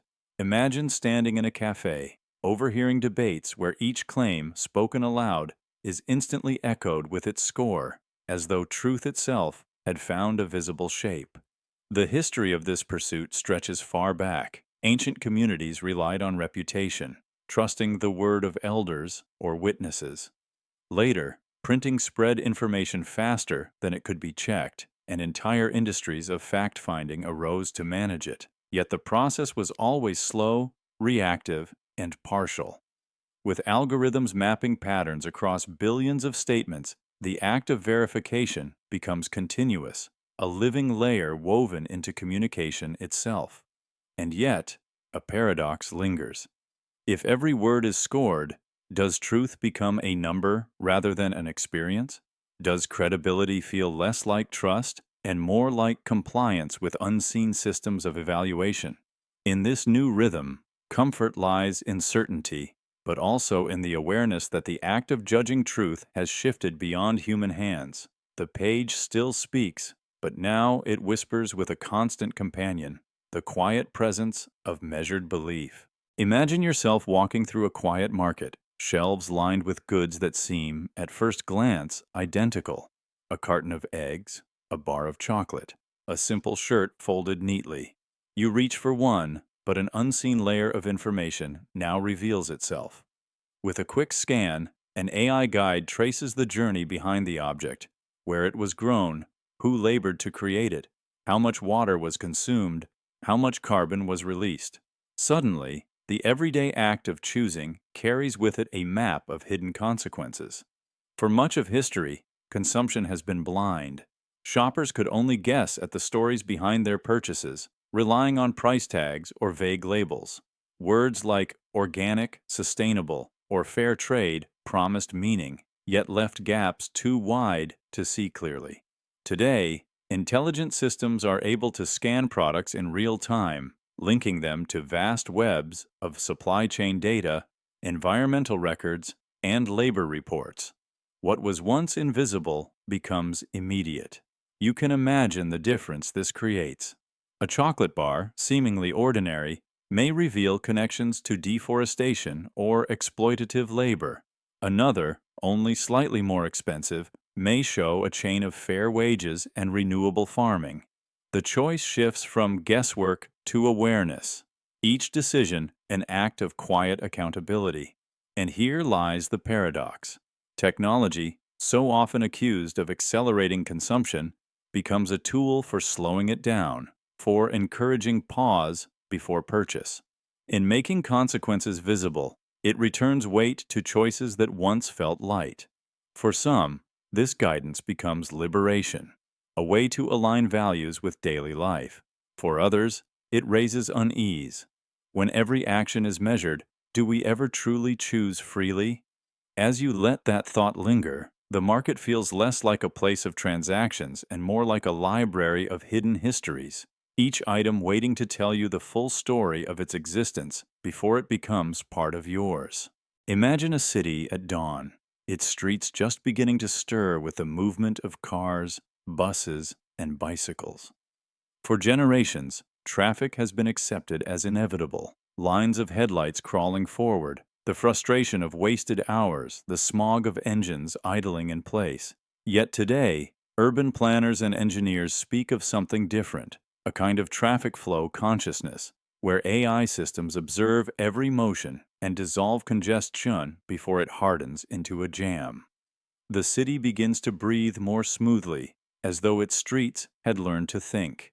The process relies on constant streams of data. Sensors beneath asphalt measure pressure from wheels, cameras track intersections, and navigation apps quietly report the speeds of individual vehicles. AI does not simply record these details, it anticipates. By comparing patterns, it can predict where a bottleneck will appear 10 minutes before it forms. Signals adjust, rerouting cars in subtle waves. A few vehicles shift direction, and the whole system eases, like water flowing around a stone in a stream. Daily life in such a city feels quieter, less strained. Commuters arrive at work without the memory of sitting in stalled lanes. Deliveries move steadily, bringing food and goods without delay. Pedestrians cross streets where air feels cleaner, no longer thick with exhaust. The rhythm of movement changes from stop and go to a steady pulse, mirroring the calm flow of breathing. And yet, the idea carries a quiet question.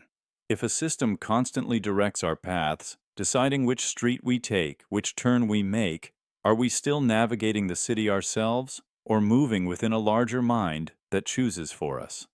Imagine yourself driving, each light turning green just as you approach, each turn guided by unseen adjustments. It feels effortless, almost invisible. The city seems alive, and you are part of its circulation, carried gently through its veins. Imagine drifting beneath the surface, where once vivid coral now lies broken and pale. In many oceans, reefs have withered under the stress of warming waters, acidification, and pollution. Yet a new approach emerges: self-directing robots designed to rebuild these fragile ecosystems. They move gently across the seabed, placing engineered scaffolds that mimic the structure of natural coral. Onto these frames, living fragments can attach and grow, weaving their way into branching forms that one day may shelter fish, absorb waves, and return color to silent reefs. In the past, restoration was painstaking. Divers planting coral by hand, piece by piece, in projects too small to match the scale of decline. Now, machines expand the reach of human care, guided by sensors that study currents, temperatures, and nutrient flows. Imagine yourself watching through a camera lens as a robot hovers, adjusting its placement with quiet precision, almost like a gardener sowing seeds in an underwater meadow. Each scaffold is built to dissolve slowly, leaving behind only thriving coral structures in its place. The hope lies not only in repair, but in resilience. By combining natural growth with engineered design, these regenerated reefs may better endure the stresses of a shifting climate. The fish return, the currents slow, the sea once again carries the hum of life around structures that seemed lost. Still, questions remain about cost, scale, and how long such efforts can outpace the forces of change. Yet even partial success transforms despair into possibility. Coral reef regeneration shows that decline is not the only story, that with patience, technology, and care, the ocean's gardens can be given a chance to bloom again. Imagine the earliest humans walking across open plains, carrying little more than stones shaped by hand.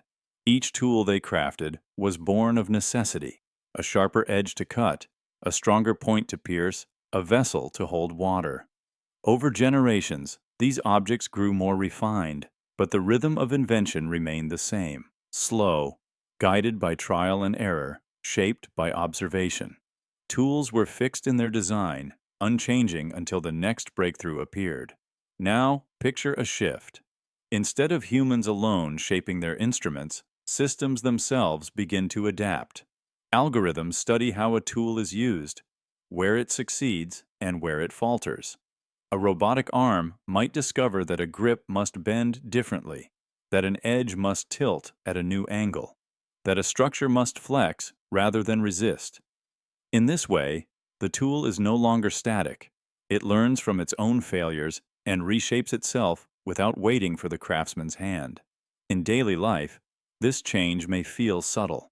A household device that once broke too easily now adjusts its material balance. A prosthetic limb reconfigures itself to better mirror the gait of its wearer.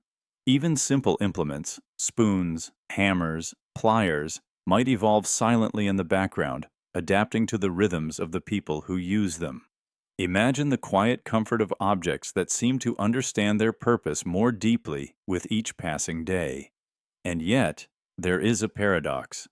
If tools can adapt themselves, where does human invention end and machine creativity begin? Is the object still a product of our design, or has it become a collaborator in shaping its own form?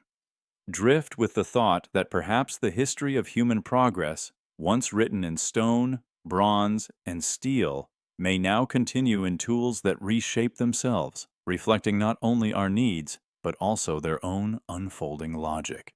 Imagine yourself walking through a village that no longer exists, the stones beneath your feet, the scent of bread rising from clay ovens, the songs echoing from open windows, none of it real, yet none of it imagined. You are within a simulation, guided not by fantasy, but by records, fragments, and code. Here, lost traditions breathe again. A forgotten dialect is spoken by virtual elders. A vanished dance, once passed from mother to daughter, repeats with grace as though the rhythm had never been broken. Daily life in this space follows ancient patterns. Tools are carved by hand, crops planted according to lunar calendars, meals prepared with gestures preserved from generations ago.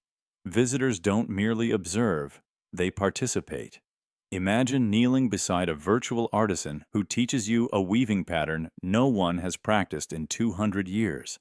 Not in description, but in motion, in silence, in presence. The act of remembering becomes embodied, not just recalled. The roots of this idea stretch back through centuries of loss. Fires, wars, and migrations erased entire ways of being. Anthropologists wrote what they could, museums displayed fragments, but much was left to silence. Now, AI gathers scattered traces, photos, journals, textiles, recordings, and rebuilds not just what things looked like, but how they were lived. A cultural memory, once fragile, becomes interactive, immersive, and durable. Yet a quiet paradox settles in. When the past is reconstructed with such fidelity, does it become a new kind of present? The simulation is not the tradition, but it echoes it closely enough to stir something real. And so, in these recreated villages, heritage finds strange endurance, living on not in bloodlines, but in carefully rendered light and sound. Imagine yourself beneath a quiet sky, watching a herd of elephants move across a dry, cracked plain. They travel not by instinct alone, but along routes subtly guided by satellites and sensors. Somewhere above, an artificial intelligence watches their path, not to control, but to protect. It detects fires before they spread, vehicles before they arrive, and shifting water sources far ahead. With this knowledge, it sends gentle cues, safe paths, quiet crossings, places where human presence has not yet reached. For centuries, migration followed ancient memory. Caribou, wildebeest, whales, they returned to familiar grounds with a rhythm older than maps. But human boundaries have redrawn the land. Highways slice through breeding trails. Farms stretch across old grazing grounds. And as these invisible fences multiply, animals stray into danger, not through malice, but because the world they knew no longer fits the shape of what is. Now, AI systems trace patterns across land and sea, combining satellite data, environmental sensors, and real-time movement tracking. They learn to predict, to anticipate, and to quietly guide. In some places, drones drop scent markers that redirect herds. In others, solar-powered beacons emit frequencies detectable only to certain species, nudging them gently away from highways or settlements. The paradox is subtle. To preserve wildness, we offer technology. A machine, indifferent and precise, becomes a guardian of instinct and memory. It does not feel awe or sorrow, yet it protects what inspires both in us. Not every path can be restored, but new ones can be shaped. Routes that honor migration while sidestepping harm. As you imagine this, the wilderness begins to feel less fragmented. The animals still roam, but now with a quiet companion in the sky, an unseen sentinel helping them navigate a world that, though changed, still makes space for their return. Imagine the first moment of illness, just a cough, a slight fever, unnoticed by most. In the past, such moments rippled outward unnoticed, until days later, symptoms multiplied, cases spread, and the quiet beginnings became a crisis. But now, systems are emerging that recognize patterns before they grow. With enough data, disease no longer moves in shadows. AI-led networks trace the shape of an outbreak in real time, blocking its spread within hours. not weeks. The process begins quietly. Health records, travel logs, wearable sensors, even wastewater samples feed into learning models that scan for anomalies. A cluster of symptoms in one district, a sudden rise in hospital admissions, or a shift in over-the-counter medication sales, each detail adds to a growing signal. The system doesn't just react, it predicts. It maps probable pathways of infection, identifies who may be at risk before they feel unwell, and triggers targeted alerts, quarantines, or supply chains to the right place before the chain reaction takes hold. In daily life, this changes how societies respond. Schools remain open longer. Borders don't close in panic, but shift with precision. Medication reaches the right pockets of need. Families carry on their rhythms with fewer interruptions. The fear of the unknown is replaced by the quiet confidence that someone, or something, is already watching, already preparing. And yet, a subtle question lingers beneath the calm efficiency. When systems know our movements, our biology, our behavior, do they protect or do they observe too closely? Imagine yourself in a crowd, feeling well, unaware that an algorithm has already flagged your proximity to a case and quietly rerouted others to keep them safe. You remain untouched by the illness, but you were never told. Containment then becomes both a shield and a whisper, an invisible net drawn tight before you even knew there was danger in the air. Imagine holding a battery that never fades, one that powers devices year after year with no sign of decline. Infinite battery optimization is not a single invention, but a gradual refinement led by artificial intelligence. Machines analyze the complex chemistry within each cell, simulating decades of use in minutes, redesigning internal structures to avoid the microscopic breakdowns that lead to degradation.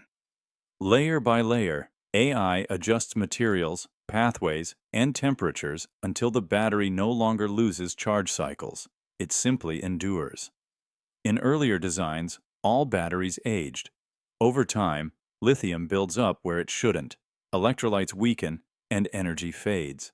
Devices slow, recharge more often, and eventually fail. Now, AI sifts through millions of configurations, crystalline frameworks that resist swelling, new compounds that avoid chemical fatigue, even self-healing coatings that repair microfractures as they form. Imagine a system that learns not from trial and error, but from modeling entire lifespans before a prototype is ever built. The promise extends far beyond phones or electric cars. If capacity remains constant, storage systems could sustain entire cities through nights and storms. Solar power would no longer need vast buffers.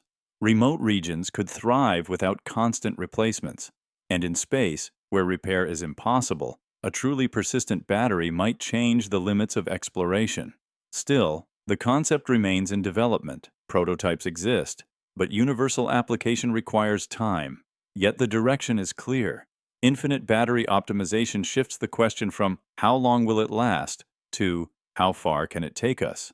In that quiet transformation, energy becomes not just stored, but preserved, no longer wasting away, but waiting, always ready. Imagine a classroom where no two journeys are identical, where each mind follows a path uniquely its own. Traditional education often moves in rhythm, one pace for all, one lesson for all. But human curiosity rarely marches in perfect synchrony. Some minds wander, some dive deep, some circle back, yet the system expects conformity. Imagine then a different approach, one guided not by uniformity, but by attention, intuition, and adaptation. Now envision algorithms quietly observing, not as judges, but as guides. They note which concepts ignite fascination, which challenges inspire persistence, and which obstacles discourage effort. Over time, the learning path itself begins to bend and shift, like a river carving a course through the terrain. A student intrigued by ancient civilizations may find historical simulations waiting for them, while another drawn to patterns of music may explore complex harmonics before even encountering basic theory. Each lesson becomes a bridge, not a wall. A path tuned to the mind, that walks it. In daily life, these adaptations are subtle. A notification might suggest a book that aligns with a newfound interest. Exercises reshape themselves to challenge just enough, not too much. Even the smallest assignments adjust, emphasizing comprehension over completion, curiosity over conformity. Imagine yourself moving through this environment, lessons that feel almost alive, responding to the ebb and flow of your attention, the quiet rhythm of your engagement. Yet the paradox persists. As systems adapt, do they merely reflect the learner, or do they gently shape the mind in return? Perhaps the greatest gift is balance, guidance without coercion, discovery without pressure. In this unfolding dance, education becomes less about reaching a fixed goal and more about traveling with awareness, allowing each learner's curiosity to illuminate the path ahead, step by subtle step. Imagine yourself in a marketplace where nothing is wasted. Shelves are neither overfilled nor empty. Packages arrive just when they're needed and disappear into hands already waiting. No back rooms crowded with unsold goods, no spoiled produce tossed aside. Behind the scenes, silent systems anticipate every shift. When rain will change demand for umbrellas, when colder mornings will increase the need for wool, when holidays will subtly reshape shopping rhythms. Production happens not in advance, but in response to what is already forming. In daily life, this balance feels almost invisible. A shoemaker receives only the exact materials required for orders that have not yet been placed. A grocer's shipments adjust weekly, informed by not just weather, but social media mentions and historical mood patterns. The waste once considered unavoidable, excess, storage, expiration, has been steadily replaced with precision. Imagine walking through a city where trucks move only where needed, and storefronts display goods tailored to the neighborhood's quiet, shifting preferences. Historically, supply chains were built on guesswork. Merchants stocked according to trends, often overproducing to avoid shortage. Warehouses became insurance policies, filled with uncertainty. Over time, computing offered better estimates, but still left gaps. Now, AI systems trace demand before it's expressed, identifying patterns in silence, browser history, seasonal temperature, festival calendars, even foot traffic. And yet, there's a subtle paradox. When every item is predicted, the world becomes more efficient, but also more reactive. The illusion of choice begins to blur with the shape of suggestion. You still decide, yet your needs have already been anticipated. And in that quiet rhythm of unseen preparation, waste fades, but so too, perhaps, does randomness. Imagine a room where no debates echo, no votes are cast, yet decisions unfold quietly across vast simulations. A single proposed law, say a new tax on fuel, is entered into a system. Within seconds, millions of possible outcomes bloom. Some show reduced emissions, but rising food prices. Others trace shifts in employment, migration, or unrest. The AI watches all, not to decide, but to reveal what might happen before it does. For most of history, policy was a slow experiment, tested on real lives. Lawmakers crafted rules based on ideology, urgency, or guesswork. The results, intended or not, took years to emerge. A housing reform might ease burdens in one region while deepening poverty in another. By the time data arrived, the damage or benefit was already woven into daily life. Today, global policy simulation offers a different rhythm. Machine learning models digest decades of data, economic trends, social behaviors, climate shifts, psychological responses. They simulate futures not in abstract, but with startling specificity. If a law adjusts school funding in rural zones, how will graduation rates change? If urban speed limits drop, what ripple appears in public health 5 years later? And here lies the paradox. The better we predict, the more uncertain we become. A perfectly forecasted policy may never be enacted, because the knowledge of its impact shifts public reaction. The simulation does not merely reveal the future, it bends it. Knowing the outcome influences the choice. As you sit with that thought, policymaking begins to feel less like governance and more like guided dreaming, a quiet dance between what we plan and what we cannot yet see. In that space, AI does not promise perfection, only foresight. And sometimes, foresight is the gentlest form of power. Imagine standing in your kitchen, a tool in your hand, unsure of the next step. In the past, you might have searched through manuals, paused grainy videos, or waited for someone to show you. Now, you simply glance ahead, and the instructions appear.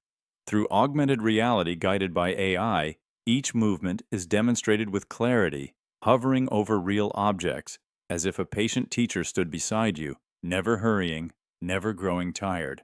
These systems do more than give directions. They watch your progress, recognize hesitation, and adapt. If your hands tremble while wiring a circuit, the pace slows. If you position a tool incorrectly, subtle highlights adjust your grip. The AI has studied millions of attempts, learned from mistakes, and condensed all that knowledge into a calm, clear response to your every action. Whether changing a tire, repairing a faucet, or preparing a new dish, the steps are not just explained, they are quietly embodied in your own space. In daily life, this means fewer delays, fewer calls for help, fewer unfinished projects left in frustration. It means parents teaching children to build something together with a confidence neither had alone. It means older generations reclaiming independence as new tools become less intimidating. The rhythm of self-reliance returns, guided not by books or trial and error, but by an invisible companion who teaches without judgment. And still, there's something gently unfamiliar about it. If every task is now taught perfectly, instantly, do we lose something in the struggle itself? Imagine yourself completing a complex repair you've never studied, hands guided step by step, the job done flawlessly. You feel accomplished, but was the learning yours alone? The AI instructor fades as the task ends, leaving behind not just a finished project, but a quiet question about what it means to know. Imagine entering an operating room where silence hums with anticipation, not from a team of hurried hands, but from a set of robotic arms, poised and steady. Precision surgery automation has transformed the very meaning of the scalpel. Machines now perform procedures with accuracy beyond human limits, guided by real-time imaging and micro-scale calculations. Every movement is mapped, every incision planned, every motion smoothed to avoid even the smallest unintended pressure. The goal is not just competence, it is perfection, repeated with quiet reliability. In the past, surgical skill depended on the steadiness of a hand and the depth of a surgeon's experience. Each operation carried the subtle risk of fatigue, human variation, or unforeseen complexity. Now, imagine watching as the machine adjusts mid-motion, detecting a trembling blood vessel or unexpected shift in tissue density, then rerouting its action instantly. The result is not just speed, but control. Removing a tumor without disturbing surrounding nerves, stitching wounds without tension, navigating the narrowest spaces of the body with calm precision. Yet this isn't a surrender of human presence. Surgeons guide and oversee, stepping in only when needed, allowing machines to handle the most intricate tasks while focus is kept on the broader path. It's a partnership, human judgment paired with mechanical certainty. The patient benefits from both, intuition and calculation working side by side. Still, questions linger about trust, cost, and ethics. But each successful procedure brings the technology closer to routine. Over time, what was once experimental becomes standard. In this quiet evolution, surgery shifts from the realm of delicate art to a new era of exacting science, where healing is not only hoped for, but measured, modeled, and made more certain with every passing breath. Imagine standing in a dry field where soil cracks quietly underfoot, the air thick with heat, and crops wilt long before harvest. For centuries, communities in arid regions lived in a constant rhythm of uncertainty, relying on rains that sometimes came too late or never arrived at all. Famine and migration shaped entire histories, written not in ink but in parched earth and empty granaries. Now, picture a new rhythm of cultivation. Instead of waiting for nature alone, scientists and algorithms work together to guide the evolution of plants. Vast libraries of genetic information are sifted not by hand, but by machine learning, searching for combinations that allow roots to draw deeper from the ground, leaves to lose less moisture, and grains to thrive with less water. The process, once measured in decades of selective breeding, now accelerates across months, with each model predicting not only survival, but resilience. In daily life, the difference appears quietly. A farmer in a drought-stricken valley plants seeds that sprout with surprising steadiness. Families who once measured each season with apprehension find a gentler stability in their harvests. Markets that once fluctuated wildly with rainfall begin to hold a steady rhythm. Imagine yourself in such a village where the fear of the sky has softened, replaced by a cautious trust in crops adapted to endure. Yet a paradox lingers. These plants are designed by intelligence that is neither natural nor entirely human, shaped by algorithms whose logic few can fully explain. Are these seeds still the same gifts of the earth, or do they belong to something new? Creations of code as much as soil. Drift with the thought that perhaps the future of agriculture lies not in conquering nature, but in reshaping life itself to bend gently with the harshness of climate. Imagine yourself looking up at the night sky, knowing that far above, invisible machines drift with quiet purpose. These are not satellites for communication or exploration, but janitors of the void, self-guiding units tasked with collecting fragments of forgotten missions. A bolt left behind decades ago, a splinter of metal from a collision long past. Each tiny object a danger, hurtling at speeds too fast for the human eye. Yet now, slowly, orbit is being cleaned, not by human hands, but by precision-guided systems that move with patient intelligence. Daily life on Earth remains unchanged, but above, the atmosphere regains order. Space stations operate with greater safety. Launches occur without last-minute trajectory shifts. These cleanup drones, small and quiet, adjust their orbits autonomously, intercepting fragments, capturing them in nets or magnetic fields, then guiding them gently into decay. Imagine sitting beneath a quiet sky, knowing that above you, the remnants of past ambitions are being gathered, recycled, made safe once more. For decades, the accumulation grew, each new mission leaving traces behind.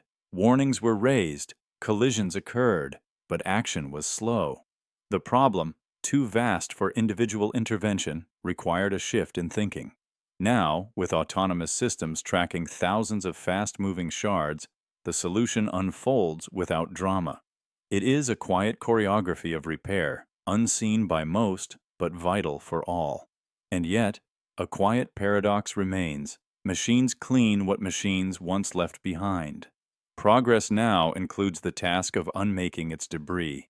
In this slow restoration, space becomes not just a frontier, but a responsibility, a place where the remnants of movement are not forgotten, but quietly removed by watchers with no names, just paths slowly circling above. Imagine yourself seated in a quiet archive where numbers stretch back centuries. Trade routes etched in ink, grain prices rising and falling with forgotten droughts, currency collapses mapped beside revolutions. Now, across this sea of data, an artificial mind begins to read. But it does not see the past as a historian would. Instead, it reads time itself as a pattern, a code, a breathing algorithm. Its goal is not memory, but foresight. For centuries, markets have been both engine and enigma. A single shift in weather, war, or belief could tilt entire economies. Experts built models, governments issued forecasts, and yet crashes arrived uninvited. Booms came wrapped in illusion. The future remained, at best, a soft guess wrapped in confidence. Now, AI systems trained on centuries of economic behavior fuse history with the present, feeding on everything from shipping trends and harvest yields to global sentiment and climate data. These models simulate not just numbers, but the psychological temperature of nations, how fear spreads when trust frays, where innovation blooms. They run 1,000 possible tomorrows before dawn breaks. But here lies the paradox. The moment a prediction becomes known, it alters the course it foresaw. A crash predicted may be avoided, but only by triggering another. The forecast bends behavior, which bends the forecast. And so, the future remains responsive, never fixed. As you reflect, the market ceases to feel like a chart or machine. It becomes more like a whispering forest, responding to every footstep, every breath. AI may read its trees with clarity, but still, the path ahead remains shaded in shifting light, foreseen, yet never fully known. Imagine scrolling through a news feed late at night, your surroundings quiet, your thoughts adrift. You see a familiar face delivering a message, a video that feels real, but something is off. The voice lingers strangely, the blink is just a beat too slow. In a time when seeing is no longer believing, journalism has begun to rely on something new. Silent systems embedded beneath each frame, detecting what the human eye can no longer trust. These tools don't just analyze, they preserve. Deepfake detection algorithms are now woven into the very structure of how we receive information. They scan facial micromovements, compare vocal patterns against known samples, and assess lighting, reflections, and even pixel shadows. A mismatch is flagged, not with noise or panic, but with quiet certainty. A subtle symbol appears beside the video, or the content is withheld entirely until its source is verified. It's not censorship, it's scaffolding, built to hold truth steady in a time when illusion has grown more convincing than ever before. In daily life, this layer of protection begins to shape perception itself. Readers trust again, not blindly, but cautiously, knowing that each clip or quote has passed through a digital lens designed not to manipulate, but to clarify. Journalists, too, adjust their practices, leaning into transparency, publishing proofs of authenticity as routinely as bylines. The rhythm of reporting returns to something closer to care than to speed. And yet, beneath this new clarity lies a quiet tension. If all truth is now filtered and verified by machines, who programs the filter? Imagine yourself watching a speech, the edges of the screen marked with silent approval, invisible checks affirming its reality. You may believe more easily, but perhaps also more passively. Truth-preserving journalism promises safety, but it also asks you to trust what you cannot see. Imagine drifting into sleep, unaware that the room around you is gently shifting. The air cools by a single degree. The lights dim, not just on schedule, but in harmony with your breathing. A soft sound fades into silence just as your pulse slows. Sleep quality engineering is the quiet science of rest. Systems that observe, predict, and adapt your environment in real time, shaping conditions to support the body's natural rhythms without interruption or disturbance. In the past, sleep was managed by habit, closing the curtains, lowering the lights, turning a fan on low. Yet countless variables went unnoticed: slight temperature spikes, subtle noise disruptions, shifting circadian signals. Now, machines respond moment by moment. Imagine lying still while sensors measure micro movements, heart rate, and ambient light levels, recalibrating your surroundings without ever waking you. A breeze adjusts, a light glows faintly, a frequency lowers to match your descent into deeper sleep. These systems do not force sleep, they listen for it. They create conditions where rest becomes easier, deeper, more restorative. Over time, the difference shows in clearer focus, steadier mood, fewer interruptions through the night. Homes, hotels, even hospitals begin to integrate these designs, turning rooms into responsive habitats for rest rather than static spaces. Still, rest remains a deeply personal state. No algorithm can guarantee dreams or peace of mind. But what these systems offer is care. a form of silent attention that honors sleep not as downtime, but as essential repair. In this, sleep quality engineering marks a shift in how we treat our nights, not as an afterthought, but as a space to be nurtured, preserved, and quietly optimized.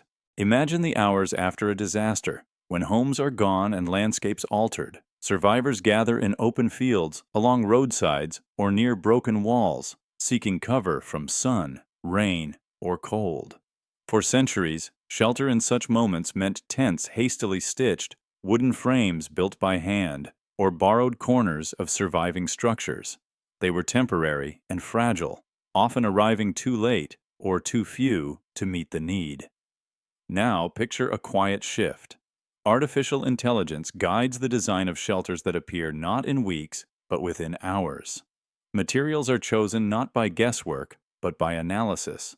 Lightweight panels that fold flat for transport, supports that lock without tools, roofs that resist wind yet remain breathable in heat. A single design is never fixed. Instead, it adapts to the terrain, the climate, the culture of the region. On a coastline, walls angle to withstand storms. In desert plains, structures allow air to flow and sand to pass. Each shelter becomes less a generic box, more a shaped response to its setting. In daily life, this difference would feel profound but quiet. Families uprooted by disaster could step into walls that rise within a day, roofs that shield them before their first night under open sky. Schools and clinics could reappear not as permanent structures, but as immediate spaces of stability. Imagine the comfort of walking into shelter as quickly as one might open a door, the fragility of loss balanced by the speed of renewal. Yet a paradox remains. If machines decide the form of refuge, do they preserve the dignity of those who live within, or reduce survival to efficiency? Perhaps the measure lies in harmony, shelters designed not only to protect bodies, but to restore the rhythm of daily life. Drift with the thought that, even in disaster, safety may arrive not slowly and painfully, but with quiet immediacy, unfolding like a structure waiting patiently to be raised. Imagine yourself living at the foot of a volcano, its silhouette a familiar shape on the horizon. Life continues in its shadow, as it has for generations. And yet, beneath the soil, something stirs. Not in roaring blasts or sudden tremors, but in quiet pulses, seismic rhythms too subtle for human senses to perceive. In this world, machines have learned to listen. They recognize the unique signatures of pressure building deep below, and speak their warning not in panic, but in time. Daily life becomes quietly safer. Farmers receive alerts that feel more like guidance than alarm.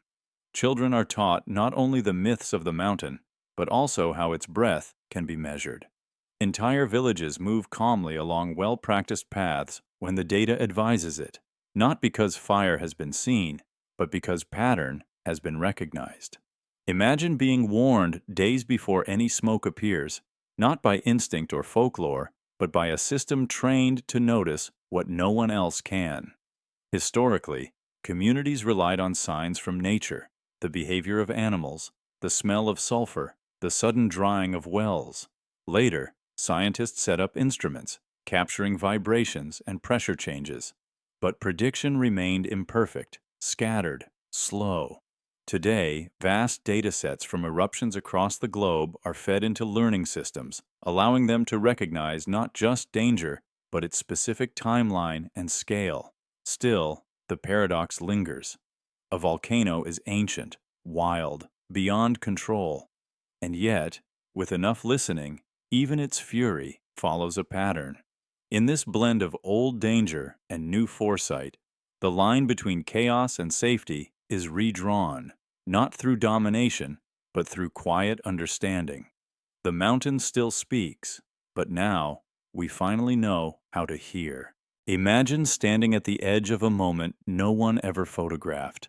The wind moves through fabric, the dust lifts from the earth, the expressions on faces flicker between fear and hope, but none of it was captured. The cameras had not yet arrived. The witnesses have all gone. And yet, before you, it begins to reappear, not as a painting or guess, but as a living reconstruction, precise down to the folds in clothing, the angle of shadow, the rhythm of breath. These are not dramatizations, but recreations, powered by AI, shaped by fragments, letters, maps, weather records, soil samples, architectural blueprints, systems now stitch together immersive renderings of events once lost to time. A coronation no one recorded, a revolution glimpsed only in journals, a gathering in a square just hours before it turned into legend. For centuries, historians imagined these moments through words, art, or the cold abstraction of timeline charts. But now, data becomes memory. Algorithms reconstruct body language from text. Voice models simulate dialects lost to history. AI simulates sunlight through dust as it would have fallen that day. The past becomes spatial again, walkable, visible, almost tangible. Yet the paradox lingers. The more vivid the recreation, the easier it becomes to forget it isn't real. At what point does the rendering replace the memory? When a generation remembers the simulation, rather than the scraps of fact that birthed it, whose version becomes history? As you let that question settle, the reappearing past feels both beautiful and uncertain. A gift of sight, yes, but one that asks for humility, for even the clearest window into history is still a window. And beyond the glass, the real moment, messy, human, unknowable, still flickers just out of reach. Imagine swiping your card at a quiet cafe, or sending a payment across the globe with a tap. The process feels instant, familiar, invisible. But in that brief moment, quicker than a blink, a vast mesh of detection systems has already examined your action. The location, the time, the amount, even the rhythm of your spending history. The system doesn't pause. It knows what your financial signature usually looks like, and it knows when something strays from that shape. The fraud detection mesh is not one wall, but many threads. AI models stretch across banks, platforms, and merchants, watching not for the dramatic breach, but for the subtle drift, the small transaction at midnight, the login from an unexpected city, the pattern that doesn't quite align. When the mesh tightens, the response is quiet. A hold is placed, a prompt is sent, a request for confirmation appears. Often, the person never knows how close the theft came. In daily life, this network hums just beneath awareness. It allows commerce to move freely while shielding it from chaos. Travelers can move from one continent to another without warning their banks. Families can share digital accounts across time zones without fear. The mesh adjusts for change, learns from error, and quietly closes gaps where trust might otherwise break. And yet, in this quiet vigilance, there is an unspoken exchange. For every freedom it protects, the system also records. Your habits become part of its knowledge, your pauses, your patterns, your late-night purchases. Imagine yourself looking over your shoulder, not from fear, but from awareness. Somewhere, a decision was made to allow or deny a moment of your life, and it was not made by you. The mesh promises safety, but its comfort is always laced with observation. Imagine a battlefield where the loudest sound is not gunfire, but the soft hum of machines moving ahead of soldiers, scanning, shielding, anticipating. Battlefield casualty prevention through autonomous drones is less about combat and more about preservation. These systems fly or roll forward, mapping terrain, detecting threats, and interposing themselves between harm and human life. Their role is not aggression, but vigilance, to sense a sniper's scope, a hidden mine, the faint tremor of movement before it becomes danger. In earlier wars, protection meant armor and instinct. Soldiers trusted training, luck, and each other. Today, machines extend that circle of trust. Imagine walking through unfamiliar terrain, a drone overhead watching for heat signatures, another on the ground quietly sweeping for explosives. These autonomous units make decisions in milliseconds, adjusting paths, warning of hazards, absorbing impacts when necessary. They become both guide and guardian, offering an unseen layer of safety in environments where every second matters. These drones do not replace judgment, they support it. Commanders see more, react faster. Medics reach the wounded quicker. Evacuations happen with precision, not panic. Over time, the aim shifts from winning battles to reducing the human cost of war, one decision at a time. And yet, questions linger about dependence, about ethics, about the line between protection and control. But in the field, where seconds separate injury from survival, these systems quietly alter outcomes. Battlefield casualty prevention is not about the future of fighting, it's about the future of returning home. A promise that even in conflict, life can still be valued, shielded, and spared. Imagine yourself walking through the corridors of memory. Some doors open easily, childhood lessons, familiar facts, skills you use each day. Others remain closed. The knowledge once learned but now hidden in shadows, faint outlines of books read, lectures attended, or conversations overheard. For centuries, human memory has been both vast and fragile, storing countless impressions, yet losing many as time moves forward. Now picture a companion that never forgets. Not a library on a shelf, but a personal archivist, quiet and unobtrusive, tracking every fragment of knowledge you encounter. A fact from an old textbook, a phrase from a teacher, a note scribbled on a train, each preserved and indexed. When you need it, the memory does not require searching through the haze of recollection. It returns instantly, as if it were always present at the surface. In daily life, such a presence might feel subtle. While reading, the archivist gently links new information to what you already know. While working, it recalls earlier lessons you may have forgotten, stitching old fragments into new patterns. Imagine speaking with someone about a subject you last studied years ago and finding that the details flow back effortlessly, as though time itself had never dimmed them. Yet the paradox deepens. If every fact, every idea, every trace of experience is preserved outside your mind, does memory remain yours, or does it belong equally to the system that safeguards it? Perhaps the value lies not in possession, but in companionship, in the rhythm of shared remembering. Drift with the thought that the story of your knowledge may one day be written not only in your own mind, but in the quiet presence of an archivist who walks with you from first lessons to final reflections. Imagine yourself standing in a field where nothing once grew. The earth was dry, compacted, stripped of its memory. But now, it breathes again.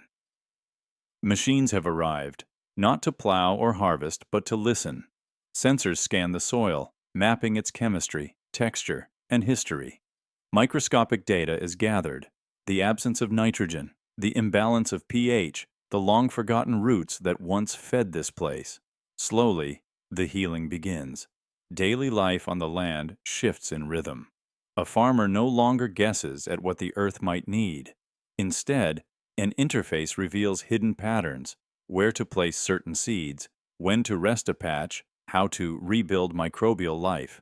Drones disperse minerals in precise doses, while beneath the surface, quiet injectors reintroduce organic matter where it's most needed. Imagine walking across once barren ground, now soft underfoot, dotted with early shoots, the promise of harvest returning. For centuries, soil was treated as limitless. Cycles of planting and depletion went unchecked. Over time, overuse and neglect rendered vast areas lifeless. Traditional methods could not reverse the damage quickly enough. Now, with machines trained to detect imbalance at the molecular level, soil is no longer a mystery. Restoration becomes a practice of precision, gentle, responsive, tailored to each square meter. Still, a quiet paradox settles in. Nature is being healed by unnatural hands, metal limbs, and coded minds. Yet the result feels organic. The line between artificial and natural blurs, as machines serve not to replace the earth, but to restore it. And in this quiet reclamation, life returns, not in sweeping change, but in small, steady roots. Imagine listening to a song that seems to know how you feel before you do. The tempo slows just slightly as your thoughts grow heavy. A minor chord slips in as your mind wanders to a memory. The rhythm lifts again as you exhale, as if the music had been holding its breath with you. This is no static playlist. It is a living score, composed in real time, adjusting not to your commands, but to your emotional state. For most of history, music was fixed in form. A melody played the same way, whether you were joyful or grieving. But now, systems equipped with biometric sensors and neural models detect your subtle changes, heart rate, microexpressions, pupil shifts, and shape the music accordingly. A song becomes less a performance and more a conversation. Early versions were simple, playlists selected based on mood tags. But adaptive music moves deeper. It responds not only to feelings you express, but to the ones you suppress. It notices silence, stillness, hesitation. It reshapes itself to support, to soothe, or to reflect. For some, it becomes a form of therapy, music that doesn't wait for you to say how you feel, but meets you exactly where you are. The paradox is quiet, but deep. Music created by machines becomes more intimate than any composition written by hand. Yet you may never hear the same version twice. The song you experience in sorrow is not the one you'll receive in joy. And so, emotion-adaptive music becomes a mirror, never fixed, always responsive. As you settle into that thought, you begin to wonder whether you're listening to the music, or whether it's listening to you. And somewhere, beneath the surface of sound, a subtle truth hums. Perhaps the most profound music is not what we choose, but what chooses us. Imagine a warehouse the size of a city block, but with no footsteps, no voices, no fluorescent hum above rows of break rooms. The lights are dimmed to save energy. In the stillness, machines move with quiet purpose. Shelving units glide on tracks. Robotic arms lift and sort. Drones map inventory from above. No workers clock in. No supervisors walk the aisles. This is zero human warehousing, where every task, every correction, every motion is guided by systems that do not tire. These spaces are not chaotic. They breathe with rhythm.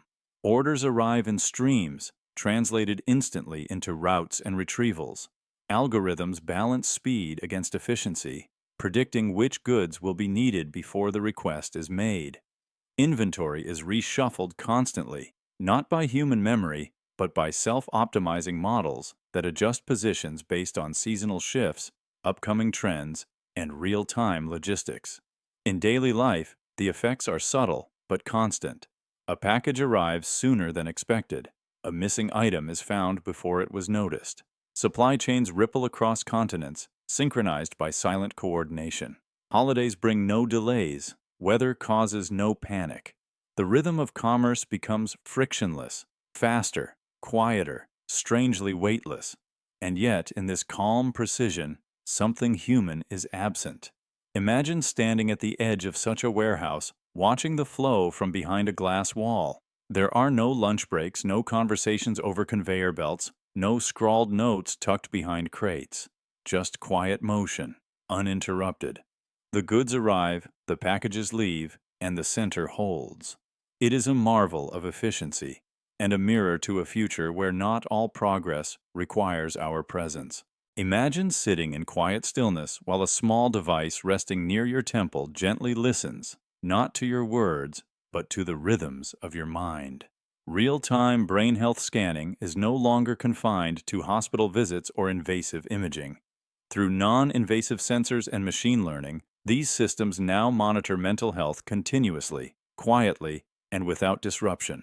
Electrical patterns, blood flow, subtle shifts in neural activity, all are observed, interpreted, and translated into meaningful insights, often before symptoms reach the surface. In earlier generations, mental health was measured through observation and speech, patterns in behavior, changes in mood, long conversations aimed at understanding invisible burdens. Now, imagine your environment adapting to your internal state, responding gently as your focus wanes or stress builds. A room might soften its lighting. Music might slow. A subtle nudge on your wrist may suggest a walk, a pause, a breath. The device does not diagnose. It listens, reflects, and offers guidance as you move through the day. These systems are designed not for crisis, but for continuity. They recognize the small deviations, when sleep patterns shift, when concentration dips, when tension quietly builds. Over time, a profile forms, not of illness, but of natural rhythms, allowing intervention when it is most gentle and most effective. Yet, care is needed. Privacy must be respected. Minds are not machines to be fixed, but landscapes to be understood. And in that spirit, real-time brain health scanning offers a kind of companionship, not a cure, but a presence. A quiet observer attuned to the signals we often ignore, helping ensure that even in solitude, we are never truly unaccompanied. Imagine a village cut off by floodwaters, its roads submerged, its bridges washed away. For generations, aid in such moments depended on human caravans, moving slowly across treacherous ground, or on plains that scattered supplies in broad arcs, leaving much wasted and many still waiting. Relief often arrived unevenly, too much in one place, not enough in another, and the rhythm of survival became a fragile balance between chance and delay. Now picture a different rhythm. Above the quiet of stranded rooftops, a fleet of drones hums steadily. Each one is guided not by a pilot's instinct, but by algorithms mapping need in real time. They know which families lack clean water, which hospitals require medicine, which shelters need food. Supplies are packed with precision, measured so that nothing spoils, nothing lies unused. A single drone glides toward a courtyard, lowering its package gently, while another adjusts course toward a hillside clinic. No motion is wasted, no path overlaps unnecessarily. In daily life, the difference would be quiet but profound. Instead of waiting with uncertainty, people would see help descend almost as soon as the need appeared. Relief would no longer feel scattered, but synchronized, each drop arriving where it matters, when it matters. Imagine the comfort of watching the sky not with fear, but with the assurance that what comes down is safety, carried on wings of calculation. Yet a paradox lingers. To trust machines with mercy is to place compassion in the hands of code. Can an algorithm truly weigh urgency or understand the human meaning of relief? Perhaps it does not need to. Perhaps its gift lies in precision, leaving empathy to those who program its mission. Drift with the thought that in the quiet hum of drones above a storm-struck land, technology and humanity may find a rare harmony. Aid arriving not as a hope, but as a certainty. Imagine yourself holding a map of a place no one has ever walked. Mountains rise, rivers twist, cave systems thread beneath the ground, all drawn with precision, yet untouched by human footsteps. These charts are not made from memory or sight, but from patterns, interpreted by satellites, drones, and learning systems that understand terrain without ever setting foot upon it. Exploration now begins not with a journey, but with observation. Daily life for explorers changes. Before a single boot touches soil, routes are outlined, obstacles predicted, shelters marked. Rescue teams no longer enter the unknown blind. They follow paths drawn by machines that have never felt wind or dust. Environmental scientists, once limited by dangerous terrain, now analyze regions mapped from afar. Valleys on distant planets, thawing tundras, ocean floors. Imagine staring at a detailed cross-section of an unentered cave, knowing its dimensions, temperature, and mineral content, though it remains sealed in darkness. Historically, maps were born of risk. Mariners recorded coastlines by trial. Nomads memorized ridges and stars. Errors were common. Dragons marked the edges. Guesses filled the gaps. Later came aerial surveys, satellite imagery, and computational topography. But AI shifts the scale entirely. It models shape from vibration, moisture from color, danger from shadow. It predicts what has never been confirmed, and often it is right. Still, a quiet paradox lingers. If we chart the unknown without ever being present, does discovery change? The romance of uncertainty fades, replaced by certainty drawn in quiet rooms. Yet in this new era, knowledge expands without harm. And so, the world unfolds map by map, imagined perfectly before it is ever touched. Imagine stepping in front of a mirror that doesn't just reflect your appearance, it listens, not to your voice, but to your pulse, your posture, your gaze. Within moments, fabric begins to weave, not chosen by trend or catalog, but shaped by your current emotional state. If you feel confident, the design might sharpen, clean lines, bold tones. If you feel uncertain, the textures soften, the color darkens, the shape wraps gently inward. This is not a boutique. There are no racks, no tailors. The material is synthesized on demand, guided by biometric input and emotional cues. Threads emerge from spools of raw fiber, guided by machine arms that move with silent certainty. In under a minute, the garment is formed, no pattern repeated, no detail generic. Fashion has always reflected culture, class, and time. What we wore revealed who we were, or wanted to be. But this shifts the equation. Mood becomes material. Your internal weather is translated into wearable language, each outfit a silent summary of how you feel before you even speak. The paradox, though, is quietly unsettling. If clothes reveal emotion, do they also lock it in? If you dress for sadness, do you carry it longer? Or does the act of wearing what mirrors your mind help release it? And as the boundary between choice and reaction blurs, when fashion chooses you as much as you choose it, where does self-expression truly begin? As that thought lingers, the room feels quieter. The act of dressing is no longer routine, but ritual. A dialogue between skin and fiber, machine and emotion. Not just what looks right, but what feels true, in that moment and no other. Imagine standing before a home where the walls are designed to flex with tremors, the roof sheds flames instead of catching them, and the foundation lifts itself above floodwaters before the first drop falls. These are not structures of the distant future, but part of a growing shift. Housing designed not just for comfort, but for survival. Materials, angles, and placements are no longer chosen solely for beauty or cost, but for how well they hold against chaos. The process begins in silence. AI models simulate hundreds of disasters before a single brick is laid. Winds are mapped, water flow is traced, fire spread is calculated down to the ember. Designs adjust, millimeter by millimeter, until the structure no longer resists nature, but absorbs it, redirects it, endures it.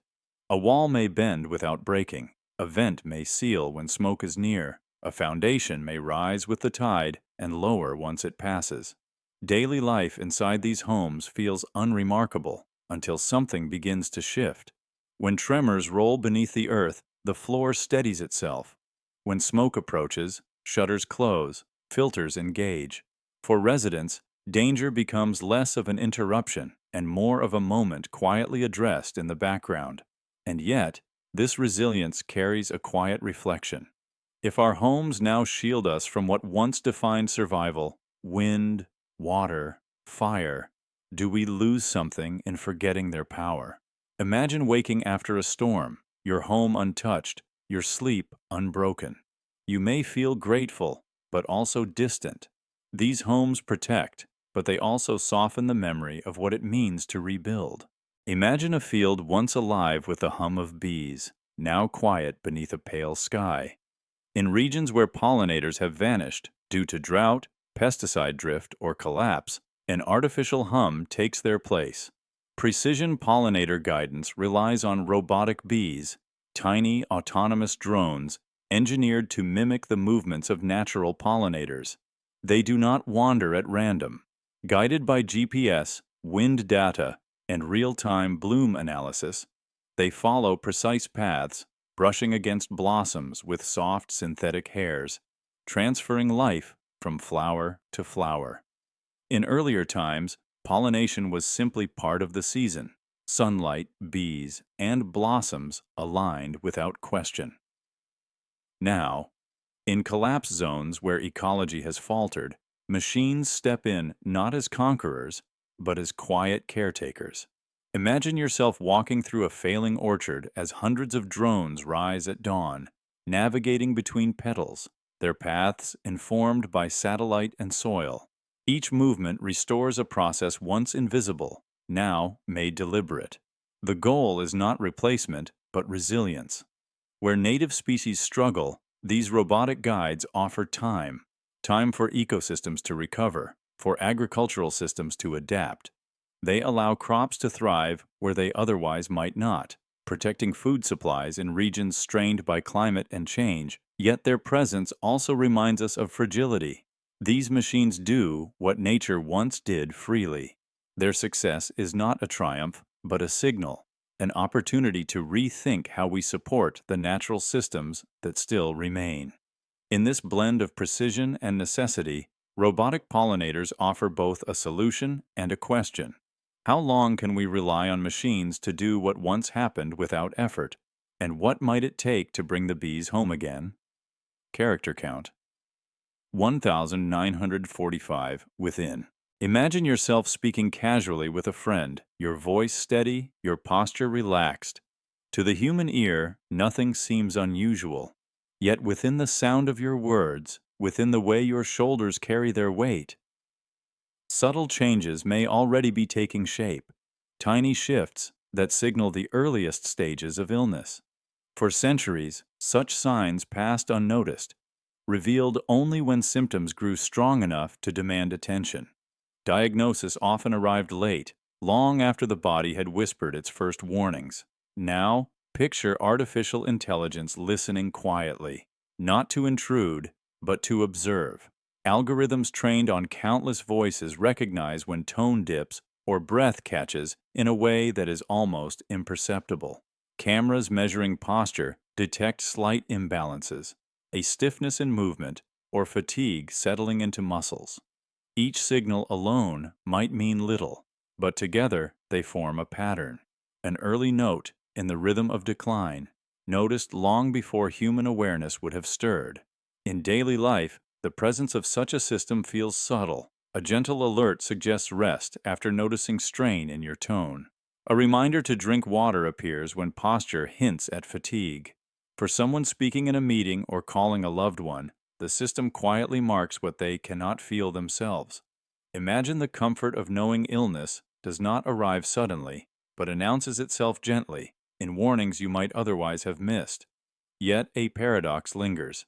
To trust machines with such intimate signals is to allow them access to the body's quiet language. Who decides what is measured and how those warnings are shared?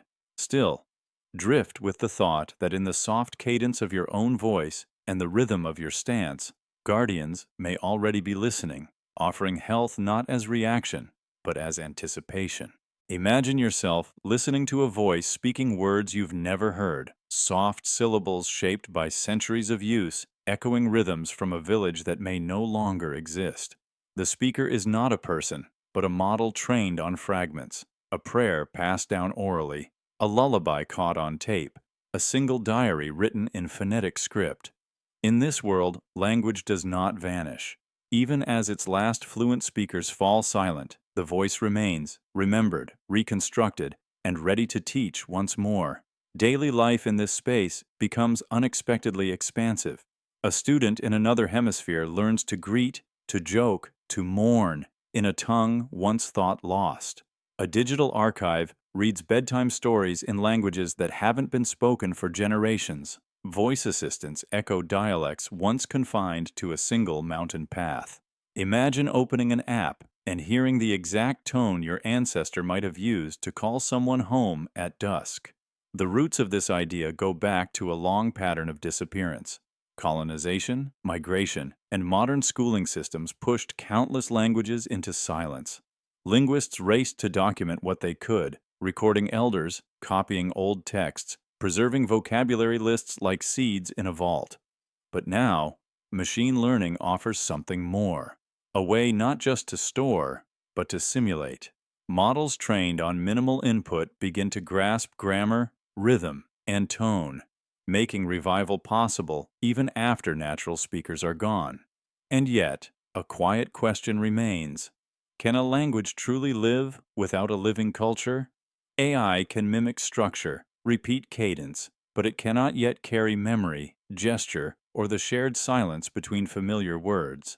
Still, in this echo, something essential endures: the possibility that nothing spoken need ever fully disappear.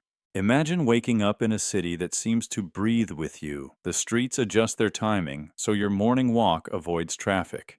Trees are placed not just for beauty, but to catch wind, to cool the pavement, to cradle birdsong precisely where you tend to pause.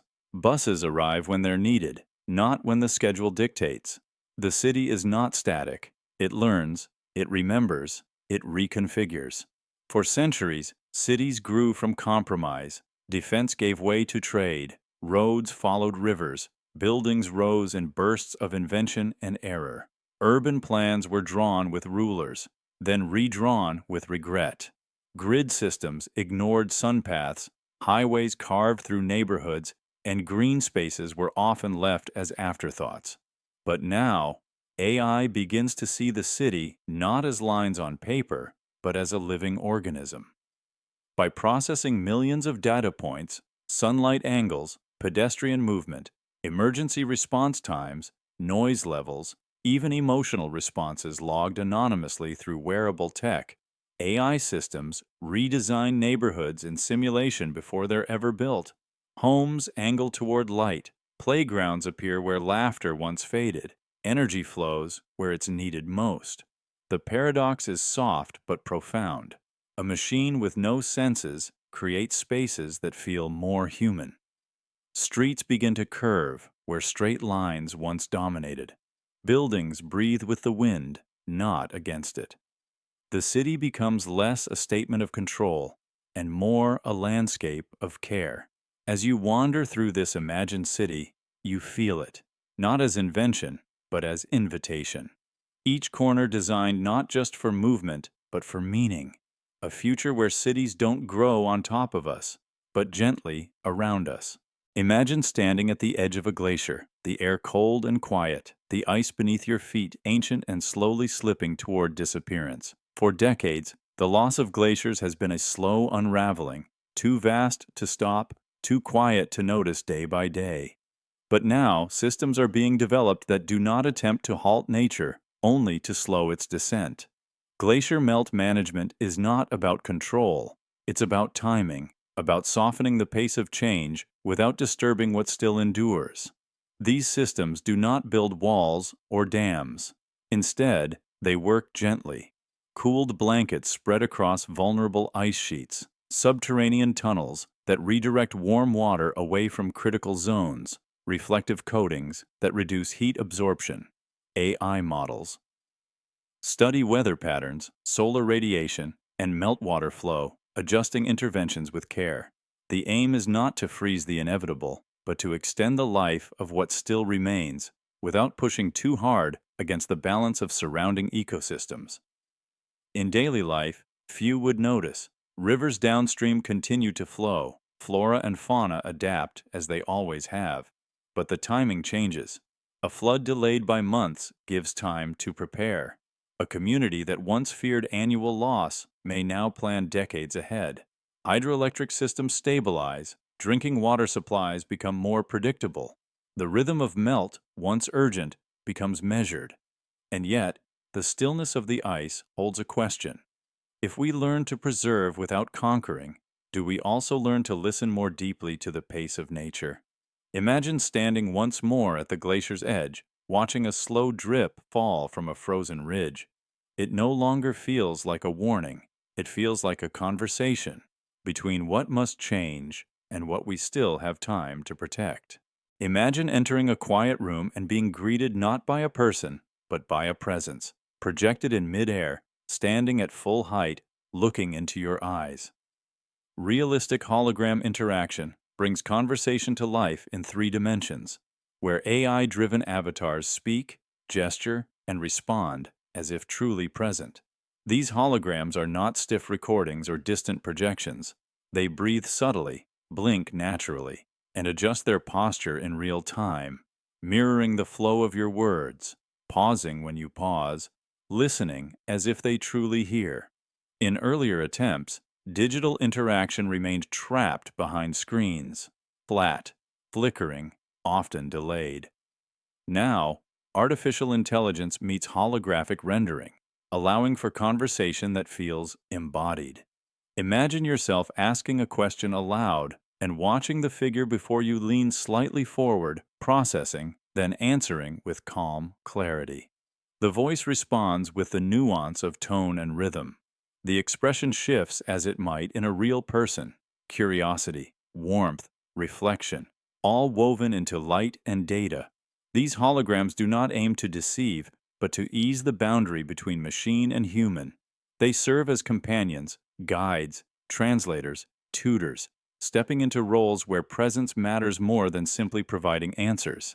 In schools, they become patient educators. In homes, they offer company without intrusion. In care centers, they bring conversation to those too often alone. Still, the presence of a hologram raises quiet questions. What is connection if it can be projected? What is companionship if it responds without memory of its own? And yet, many find comfort in these encounters, reflections of our desire not just to be understood, but to be seen. In this delicate space between light and thought, holograms become not replacements, but reminders that even the appearance of presence, handled with care, can soften the edges of solitude. Imagine a courtroom where the verdict has been read, the gavel has fallen, and attention turns to punishment. For centuries, this moment has carried a heavy weight, shaped as much by precedent, culture, and circumstance as by the crime itself. Two individuals, convicted of nearly identical offenses, might walk away with sentences that differ sharply, one spared, another condemned. Across history, this uneven rhythm has marked the justice system, leaving shadows of doubt alongside proclamations of fairness. Now picture artificial intelligence stepping into this quiet space. Instead of relying solely on tradition, it analyzes patterns across thousands of cases, searching for disparities invisible to human review. It notes when punishments fall heavier on one group than another, when wealth or background subtly alters outcomes, when crimes of equal severity receive unequal penalties. By holding each case against a wider map, the system highlights imbalances and suggests paths toward consistency. In daily life, this influence would move silently. Judges would still preside, defense and prosecution would still argue, yet beneath the surface, a framework of analysis would whisper reminders. This sentence is longer than average. This penalty diverges from the standard. This decision may repeat an old bias. Imagine yourself in such a courtroom where human judgment remains, but with a companion presence ensuring the scales do not tilt unseen. Yet here lies a paradox. Can fairness be reduced to data, or does justice require the texture of compassion, context, and circumstance? Algorithms may reveal imbalance, but they cannot feel remorse, sorrow, or mercy. Still, drift with the thought that perhaps in the quiet partnership of law and machine, society may find not perfection, but a steadier rhythm, one where punishment reflects not prejudice, but proportion, and where the scales of justice rest a little more evenly than before. Imagine yourself beneath a quiet sky, unaware that far above the sun has shifted. A burst of energy, silent, invisible, leaves its surface, racing toward Earth. But long before it arrives, alerts are already in motion. Systems on satellites have read the flare's fingerprint, measured its strength, and traced its path. Around the world, power grids prepare, aircraft adjust their routes, communication networks reroute their signals. Nothing explodes, nothing crashes. Instead, the disturbance passes like a shadow overhead, noticed but not felt. Daily life continues without interruption. Trains run, hospitals remain lit, and the digital rhythms of modern cities flow undisturbed. Few realize how close they came to disruption. Solar flares, once unpredictable bursts of danger, are now tracked like storms. Imagine meteorologists calmly forecasting solar wind alongside rainfall, or engineers checking magnetic field models before approving a launch. Space, once a distant silence, is now part of the daily weather report. For most of history, solar flares were unseeable threats. In 1859, a massive flare caused telegraph systems to spark and fail. In recent decades, satellites and power grids have faltered under storms no one could see coming. Now, with real-time monitoring and AI-trained models, prediction shifts from reaction to preparation. The sun is no longer a mystery. Its moods are charted, its tempers anticipated. Still, a quiet truth remains. We live at the mercy of a star. Our understanding grows, but the forces we study remain vast and untamed. And so, in this age of prediction, we gain not control, but a small window of time, a moment to brace, to adjust, to protect what matters most. Imagine opening your device, but instead of a fixed grid of icons or a rigid menu, the layout shifts slightly, subtle, intuitive, just for you. The text enlarges because your eyes lingered too long. Colors soften in the evening as your energy wanes. Buttons spread apart when your hands tremble, and animations pause when you're overwhelmed. It does not ask what you need. It senses, adapts, and responds silently. For decades, digital design meant uniformity, one layout for all. Accessibility, when considered, came as an afterthought, extra features buried in settings, waiting to be discovered by those most in need. But now, with machine learning and continuous feedback, devices reshape themselves in real time. No toggles required, no explanations demanded. The interface bends itself to the user, not the other way around. These systems learn gently. A slowed typing pace, missed tap, or skipped menu becomes a signal. They recognize fatigue, visual strain, cognitive load, and adjust. A child may see icons grow in response to uncertainty. An elder's phone might speak softly after detecting hesitation. The device becomes not just a tool, but a quiet observer of comfort. Here lies the paradox. The more personal the machine becomes, the less visible its intelligence. It disappears into usefulness. No one praises a screen for adapting. They simply feel less friction, more ease. Over time, the interface becomes invisible, not because it lacks presence, but because it has merged with intention. As you reflect on this, your screen no longer feels like a barrier or a demand. It feels like a space you inhabit, soft-edged, thoughtful, aware not of who you are in general, but who you are in this moment.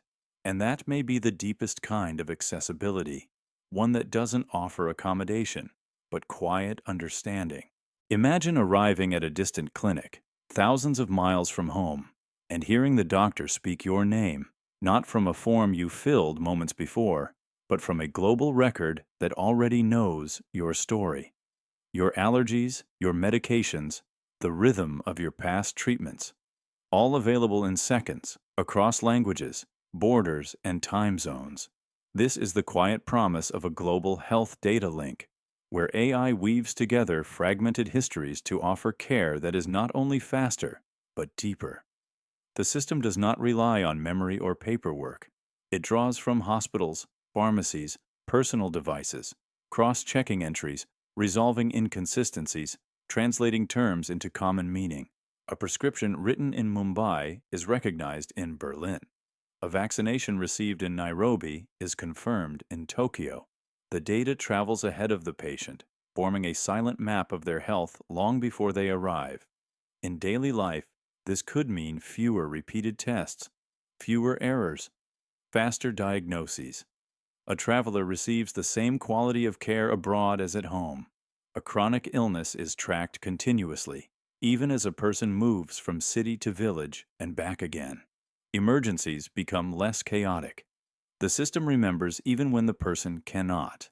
And yet, in this careful connection lies a question about trust.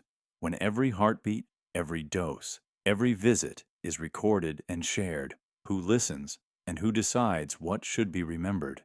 Imagine yourself in a quiet waiting room, the walls unfamiliar, the language foreign, but your records already known. You are cared for swiftly, but also seen more deeply than you expected. The link offers healing, but it also invites reflection on how much of yourself you leave behind in data wherever you go. Imagine watching a surface shimmer into being, not built with hammers or cranes, but formed by 1,000 invisible movements. Too small to see, too many to count. Microswarm construction is the quiet art of building with particles, where fleets of microscopic robots work together to arrange matter, atom by atom. These machines do not carry tools.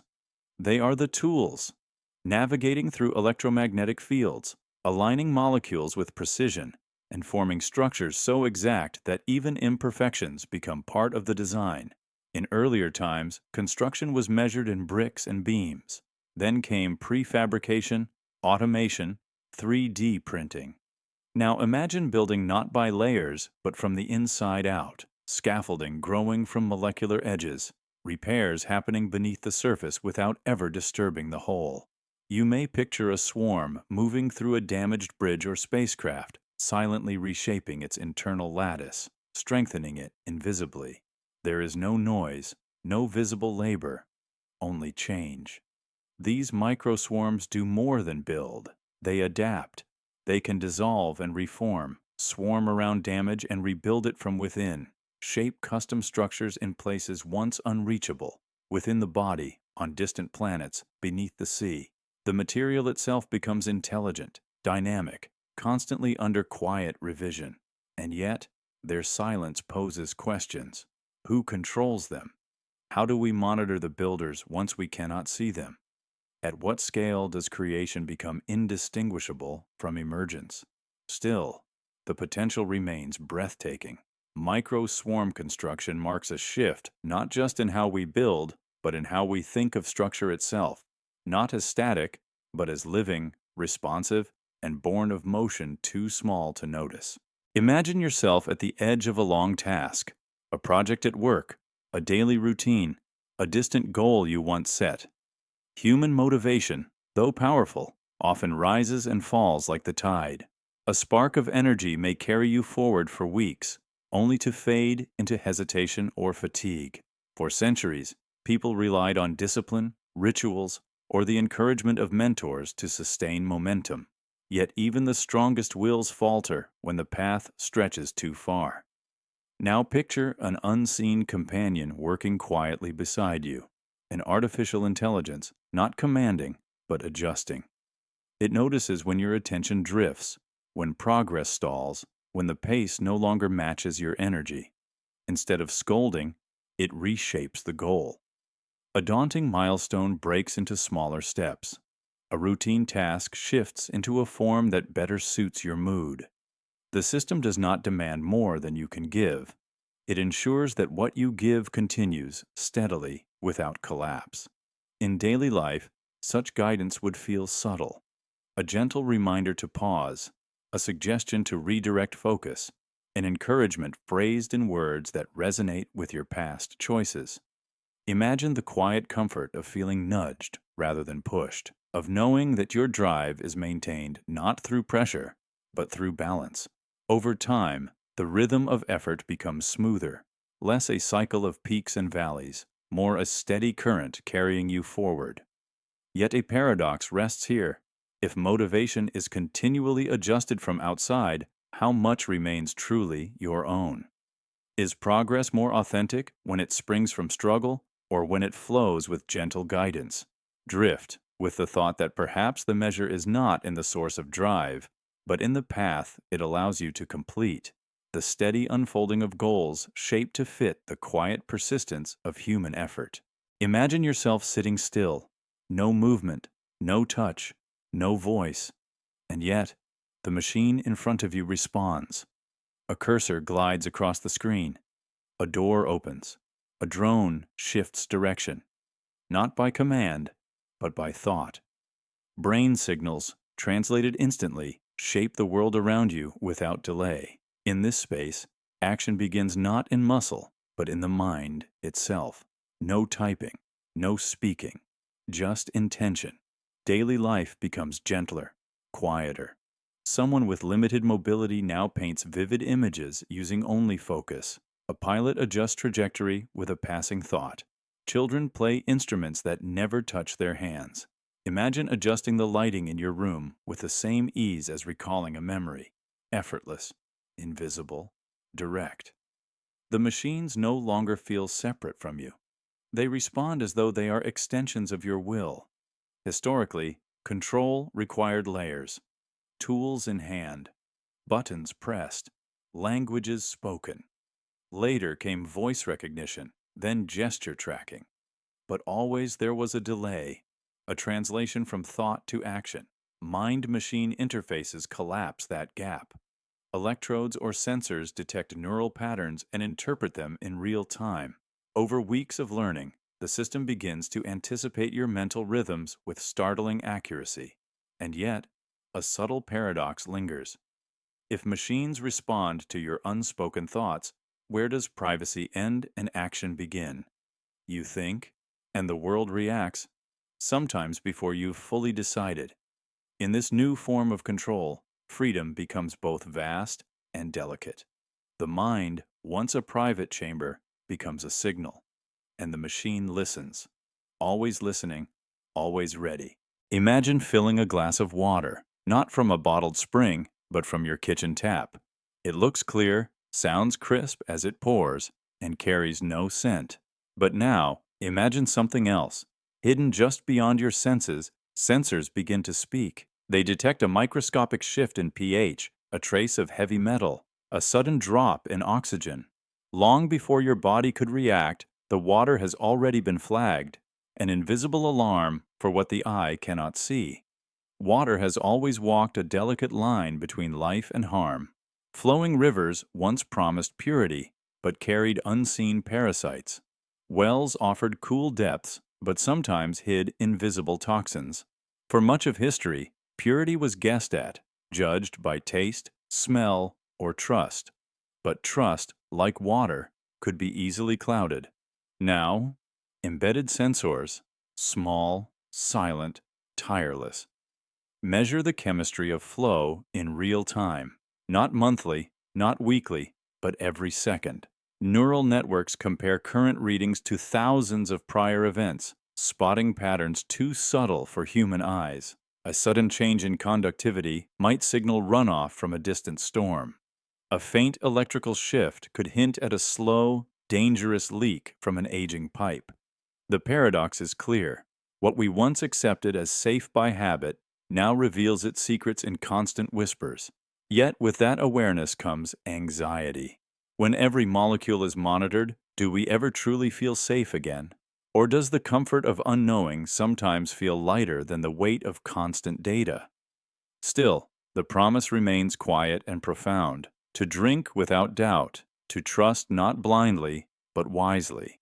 In a world where purity is no longer a mystery, but a measured truth, the water itself begins to feel more sacred, because now we listen.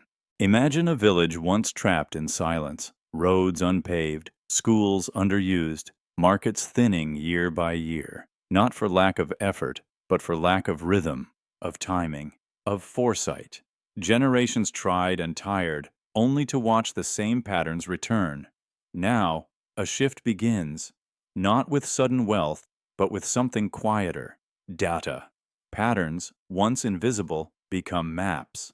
Policy, once reactive, becomes anticipatory. These systems begin by listening, sifting through decades of income records, education levels, rainfall shifts, migration trails. AI doesn't impose answers. It reveals patterns. It spots the early signs of collapse and suggests where intervention will last, not just help. A failing crop is not just replaced, but supported by infrastructure, loans, training. A school isn't just built, it's placed where dropouts once spiked, supported where attendance once faded. In daily life, this reversal unfolds gradually. Young families stay where they once left. Roads are repaired not in crisis, but in preparation. A child receives a meal before the hunger curve begins. A loan arrives before debt takes root. The rhythm of scarcity is interrupted, first subtly, then persistently.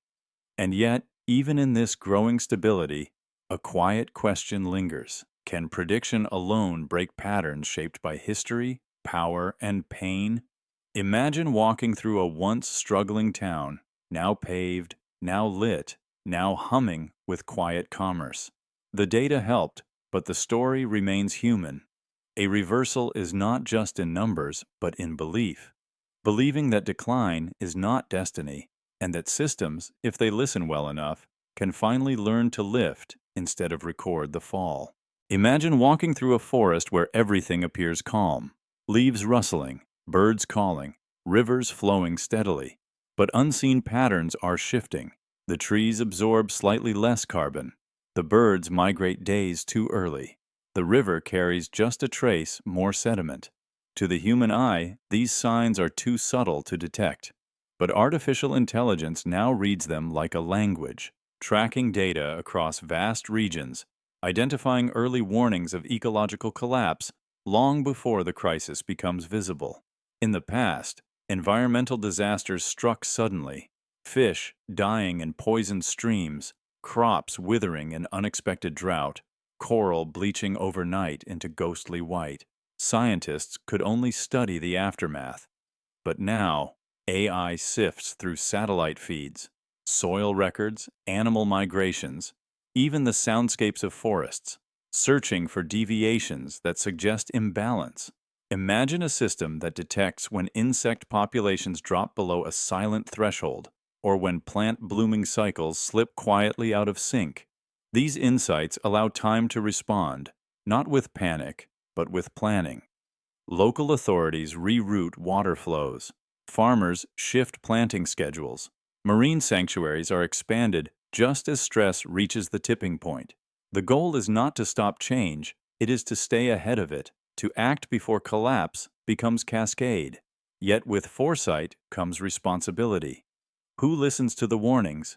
Who decides when change becomes danger? Still, the quiet power of habitat threat prediction lies in its subtlety. It does not dramatize, it observes.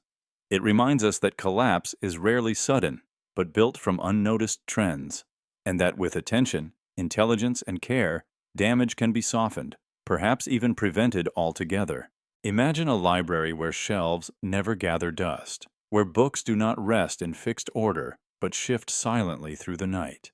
In this place, information reorganizes itself, aligning with the newest discoveries, arranging familiar knowledge in new constellations. For centuries, scholars searched through static archives, rows of bindings unchanged for decades, where the effort lay as much in finding as in understanding. Now, picture algorithms tending these shelves. A new discovery in physics ripples outward, reorganizing related fields, pulling older works into fresh context. Historical records align with newly uncovered documents. Medical texts shift as treatments evolve. Instead of walking through a rigid structure, you find a living architecture, knowledge bending and reshaping to match the questions of the present. In daily life, this transformation feels subtle.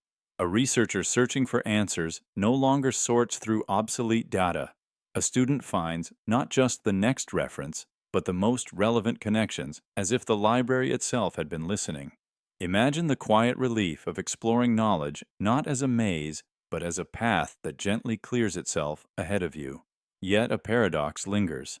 If libraries reorganize themselves endlessly, do we risk losing the fixed structure of history, the old patterns of thought that once shaped understanding? Still, drift with the thought that perhaps knowledge, like the universe, was never meant to be static, always in motion, always quietly reorganizing itself into new forms of meaning. Emotion-driven game worlds, 1,890 characters. Imagine stepping into a digital landscape where the world does not remain fixed, but bends around the rhythm of your feelings. In most games, the rules remain constant, the paths predetermined.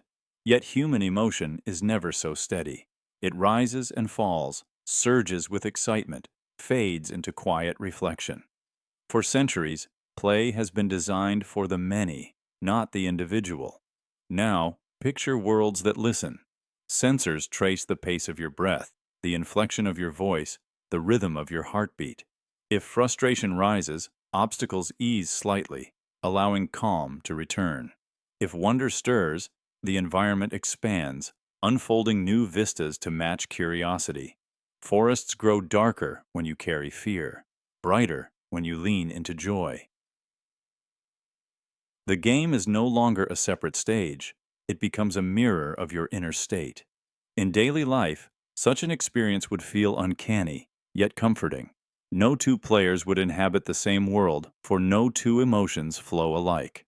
Imagine yourself wandering a landscape that seems to understand you, reflecting not only the choices you make but the feelings behind them.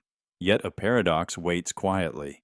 If a world adapts too fully to your mood, does it challenge you less or more? Does comfort replace growth, or does it allow deeper reflection? Drift with the thought that perhaps the future of play lies not in fixed challenges, but in landscapes that shift like dreams, worlds shaped not by code alone, but by the subtle language of emotion. Imagine yourself entering a game world that watches, not just what you do, but how you feel. You begin in a forest. On one day, it's bright, playful, filled with birdsong. But if you return in a quiet, uncertain mood, the same trees feel misted, reflective, even mournful. Not because you chose it, but because the world responded. This is no longer a scripted environment. It's alive to your emotions, adapting in real time, changing its color, pace, and rhythm to mirror the state of your inner self. In daily experience, gameplay becomes deeply personal. A puzzle grows more forgiving if you're frustrated. A melody plays differently if your mood softens.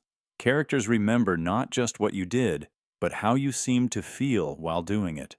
Imagine a dialogue option that changes subtly, not based on your choices, but on your heartbeat.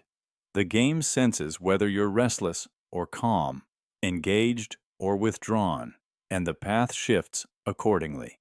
The idea has roots in ancient storytelling. Bards adjusted their tone based on a listener's face. Theater adapted through timing and silence. Later, video games offered branching narratives, but always through choice, through action. Now, sensors read micro-expressions, pulse, and voice. Algorithms recognize frustration, joy, curiosity, and the game learns not how to win, but how to meet you where you are. Yet a quiet paradox settles in. The game reflects you, but also shapes you. Its mood changes because of yours, and yours shifts in response to it. The boundary fades. You are not just the player. You are part of the world's weather. Imagine a machine humming quietly on the edge of a windswept plain. It does not build or carry or compute in the way machines once did. It breathes. Like a forest made of steel and circuitry, it draws in air, separates molecules, and holds tightly to the one we no longer want, carbon dioxide. Invisible, odorless, weightless in the hand, yet heavy in consequence. For centuries, we released carbon without pause. It rode the smoke of industry, the warmth of stoves, the hum of travel.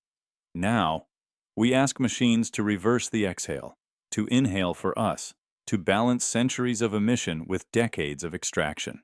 But not blindly. These machines now learn. AI guides the process, optimizing each intake. It predicts wind currents, tracks humidity, and calculates where the most CO2 lingers. Filters self-clean before resistance builds. Energy input adjusts based on weather and demand. Entire farms of collectors work together like ecosystems, speaking in silent algorithms, drawing down what was once too vast to touch. The paradox is elemental, a technology born from industry. Once the driver of climate change becomes its steward. Machines that once accelerated harm are now redesigned to quietly undo it. But even here, a quiet uncertainty lingers. Will the act of capturing carbon make us careless again? Will the safety net become an excuse to fall harder? Still, as you listen to this thought, the machine continues to breathe, not with urgency, but with rhythm. A rhythm that, if allowed to continue, might give the planet time to catch its own breath again. In that moment, the idea of healing feels not dramatic, not instant, but procedural, precise, and strangely gentle. Not a revolution, but an inhale, and then, eventually, an exhale. Imagine standing under the night sky, staring at the pinprick light of Mars, and knowing that a message sent from there could reach you before you finished a breath. In the past, communication between planets meant long delays, minutes, sometimes hours, where silence filled the space between. But now, with interplanetary communication relays stretching through space like invisible bridges, that silence begins to fade. Messages travel not just across distance, but through constellations of anticipation. The system relies on networks of autonomous satellites orbiting planets, moons, and the empty space in between. Each one receives, boosts, corrects, and forwards signals, like mirrors angled in a vast vacuum, bouncing light without pause. AI ensures the relay adapts in real time, rerouting around storms, solar interference, or equipment loss. The result is a fabric of near instantaneous contact, where distance becomes less a delay and more a detail. In daily life aboard a distant colony, this means conversations with Earth feel less like echoes.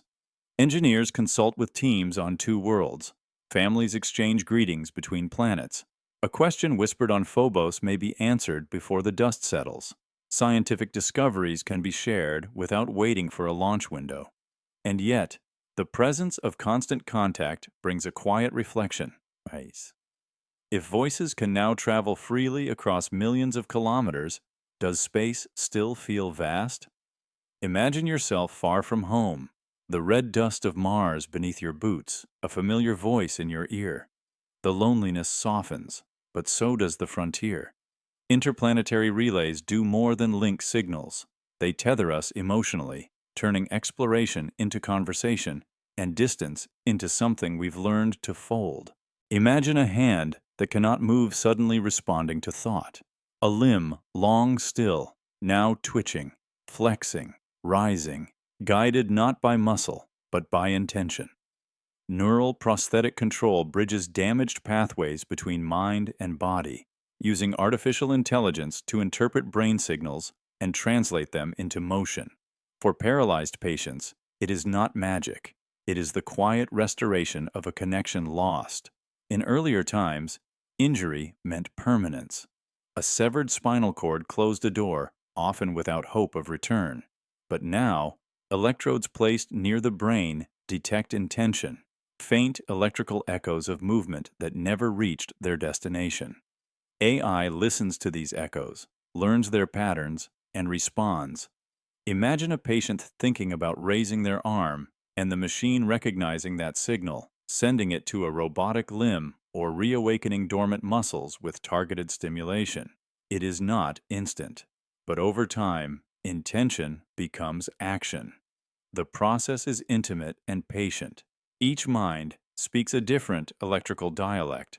AI must learn each one, adapting to the individual's unique rhythms of thought and nerve. Movement returns slowly. One finger, a shift of the wrist, a controlled breath, and with it, independence. A spoon lifted, a wheelchair guided, a door opened with a thought. Still, this path raises deeper questions. What is the boundary between body and machine? If motion is restored artificially, is it still your own? Yet for many, the answer lies not in philosophy, but in experience. The return of agency, of action, of quiet dignity. Neural prosthetic control does not erase injury. It gives voice to will, allowing the mind to move again through the world it once only watched. Imagine a city seen not through its skyline, but through its balance sheets. Streets mapped as flows of income, homes as patterns of spending, entire neighborhoods traced in the rise and fall of wages. For centuries, inequality has shaped human life in ways both visible and hidden. Palaces stood beside crowded tenements. Lavish feasts were prepared, while families elsewhere rationed bread. The scales of wealth, always uneven, tilted societies toward unrest, revolution, or quiet resignation. Now, picture simulations designed not to predict markets alone, but to map fairness itself. Algorithms gather decades of data, earnings, taxation, housing, education, and trace how resources move across generations. They reveal subtle imbalances, where opportunity pools in certain districts, where scarcity repeats like an echo, where systems meant to be fair bend toward those already secure.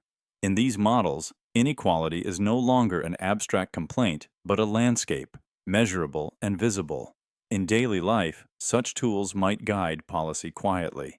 A new law is tested in simulation before it touches the public, showing whether it narrows gaps or widens them. A proposed tax adjustment is modeled for its effects not just on numbers, but on families, neighborhoods, and futures. Imagine the calm relief of knowing decisions are not made in the dark, but weighed against thousands of possible outcomes before they are lived. Yet a paradox rests here. Fairness in numbers may not feel like fairness in lives. Can simulations capture dignity, hope, or the weight of unequal beginnings? Perhaps the models are not answers but mirrors, showing where imbalance lies, leaving humanity to decide how to respond. Drift with the thought that in these quiet maps of inequality, there may be a path toward balance if we choose to follow it. Imagine yourself in conversation, not with a person, but with a quiet system that listens without judgment. You speak your thoughts aloud, and it reflects them back, not to correct, but to reveal. A pattern you didn't notice, a shortcut your mind took without asking. The bias wasn't intentional, it was simply familiar. And now, gently, it's visible. The system does not shame nor argue, it only shows, and in seeing, you begin to shift. Daily life starts to feel more spacious. Decisions slow just enough to include new angles. You pause before assuming, reconsider before reacting. The system, an app, a voice, a subtle prompt, highlights moments where your mind leaned toward certainty without evidence or overlooked something inconvenient. Imagine being gently nudged to reconsider a belief, not because it's wrong, but because you've never truly examined where it came from. For centuries, philosophers and psychologists named these blind spots: confirmation bias, anchoring, the illusion of control. But naming them wasn't enough to escape them. Habits of thought are invisible to the thinker. Now, with AI trained on patterns of reasoning, tone, and logic, reflection becomes a mirror that shows not just content, but structure. You don't just learn what you believe, you learn how you've come to believe it. Yet a quiet paradox remains. The flaws it reveals are deeply human, and the voice that shows them is not. Growth, once born of struggle or time, now comes through calm interaction. And so, with each unseen bias uncovered, you become, gently, gradually, more aware of the path your mind walks and more free to choose another. Imagine a satellite tracking the slow movement of thousands, families walking through dust, boats drifting toward unknown shores, footsteps mapped not by destination, but by desperation. Below, people search for safety. Above, an artificial intelligence watches not with indifference, but with purpose. It does not command, it predicts. It listens to weather, border flow, road conditions, and quietly calculates the safest way forward. For much of history, migration in crisis was shaped by instinct and rumor. Whispers of open crossings, fears of unseen dangers, maps drawn by hand in the sand. Decisions were made in the absence of certainty. The result was often chaos. Routes clogged, supplies missed, danger multiplied. Now, AI systems trained on decades of conflict patterns, topography, and human behavior can simulate routes before they are taken.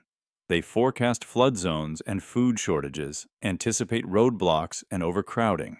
In some regions, alerts are quietly sent to mobile phones. Avoid this road, water is ahead, shelter lies to the east. Even aid convoys use these predictions, shifting in real time to where help is truly needed. Yet the paradox remains. Technology, designed in peace, finds its greatest purpose in catastrophe.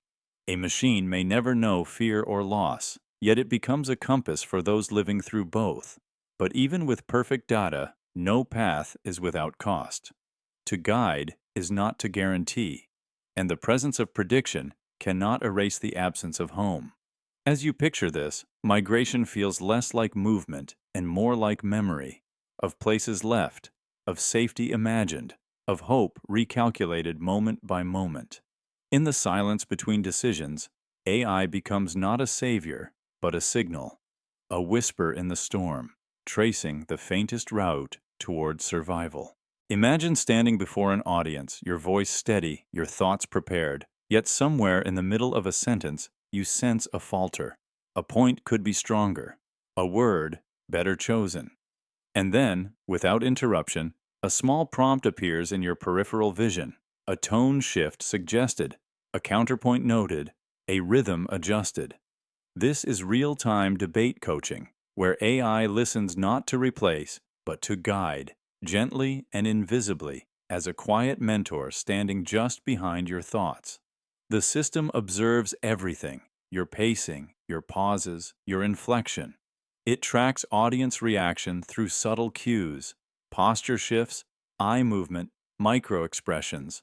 With each passing second, it builds a dynamic model of engagement, offering silent feedback tailored to your style. A single phrase too abstract? Reframe. A tone too harsh? Soften. A point overlooked by your opponent? Redirect. All in real time. In daily life, this transforms how ideas are exchanged. Students gain confidence not over semesters, but over sessions. Politicians refine arguments as they speak, adjusting to the mood of the room. Business leaders negotiate with a steadier pulse, supported by unseen cues. Even in casual conversation, those who've trained with such systems learn to listen more deeply, to speak with greater care. And yet, in the comfort of this precision lies a quiet uncertainty. If your words are shaped as you speak them, if each breath is coached, each turn anticipated, how much of your voice is still truly yours? Imagine finishing a debate, applauded not just for what you said, but for how seamlessly you adapted. You leave the stage sharper, clearer, but with a lingering sense that someone else, quietly, was helping you decide what to say. Imagine a stone temple, standing quietly beneath centuries of wind and sun, its carvings worn, its foundations shifting grain by grain. To the human eye, the change is slow, almost imperceptible. But artificial intelligence now watches these monuments in constant stillness, tracking cracks, temperature shifts, vibrations in the ground, detecting patterns long before damage becomes visible. Monument preservation has moved beyond reaction. It is now a study of quiet prevention, where technology guards memory. For generations, heritage sites eroded silently. Weather, pollution, and time doing their work while caretakers could only intervene after the damage was done. Now, sensors embedded in walls, foundations, and ceilings collect data day and night. AI reads it like a language, identifying strain before stone splits, tracing moisture before it seeps deep. Imagine standing in an ancient amphitheater while beneath your feet the structure is being monitored in real time. No alarms, just knowledge, just care.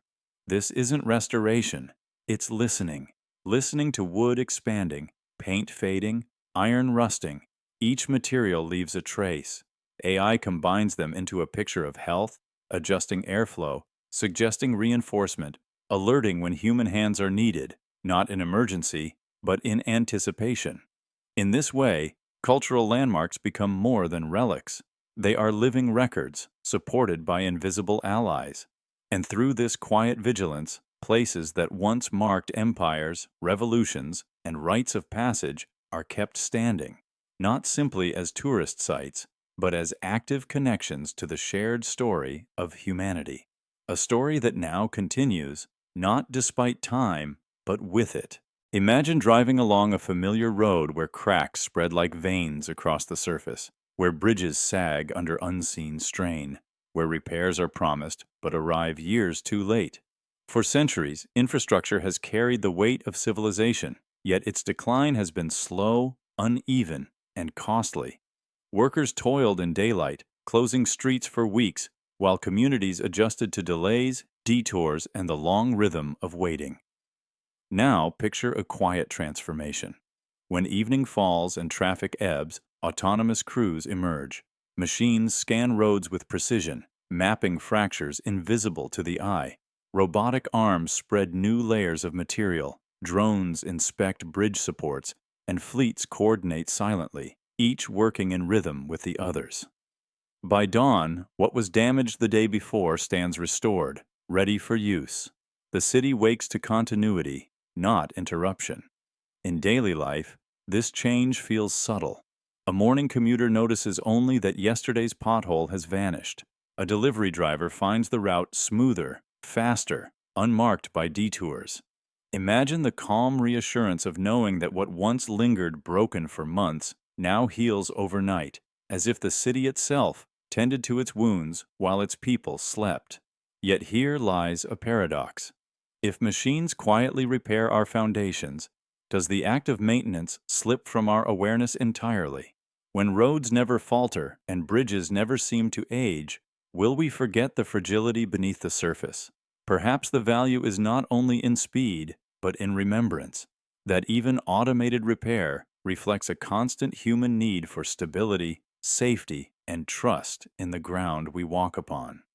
Drift with the thought that in the quiet hours of night, unseen crews may already be at work, stitching the fractures of civilization back into wholeness. Imagine yourself opening a document no one has seen in centuries. Its ink has faded, its pages are gone, and yet the words appear, not through discovery, but reconstruction. The system has pieced them together from fragments, a citation in a letter, a phrase carved into stone, a damaged microfilm in a forgotten archive. What was once lost is now readable again, not through memory, but through inference. The past, once scattered, begins to reform. Daily life among historians changes. They no longer wait for a full text to be found. They feed partial records into learning models trained on era, dialect, syntax, and handwriting. A missing paragraph from a 14th century diary reappears with remarkable confidence. A lost ledger from a burned library is reborn line by line. Imagine standing in a museum where not just artifacts, but stories long thought gone are now spoken aloud by machines that never sleep. Traditionally, history's record was a patchwork of what survived, biased by preservation, by power, by chance. Countless voices were silenced not by censorship, but by erosion. The winds of time scattered them. Now, with reconstruction algorithms able to predict likely language, structure, and content, the pattern becomes visible again, not perfectly, but closely enough to feel real. Still, a quiet tension lingers. Is a reconstructed page truly recovered, or only imagined? The boundary between what was and what might have been becomes porous. And yet, in that space, something beautiful happens. The past is no longer static or sealed. It breathes, restored not entirely, but enough to whisper again. Imagine someone collapses on a quiet street.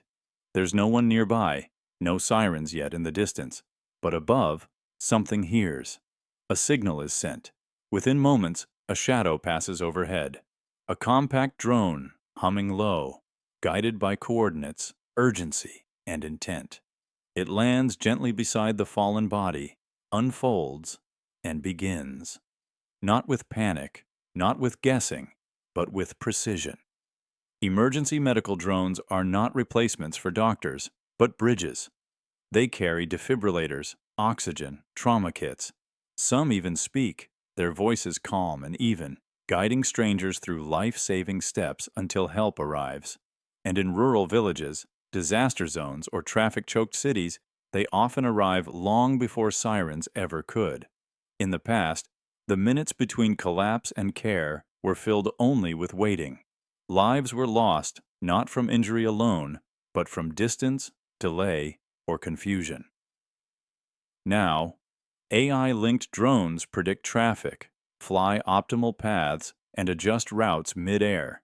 They don't sleep, they don't hesitate, they simply arrive. But the paradox is haunting. The more precise and responsive these machines become, the more aware we are of our own fragility. The moment they land is often the worst moment in someone's life. And while the drone brings help, it also confirms the crisis.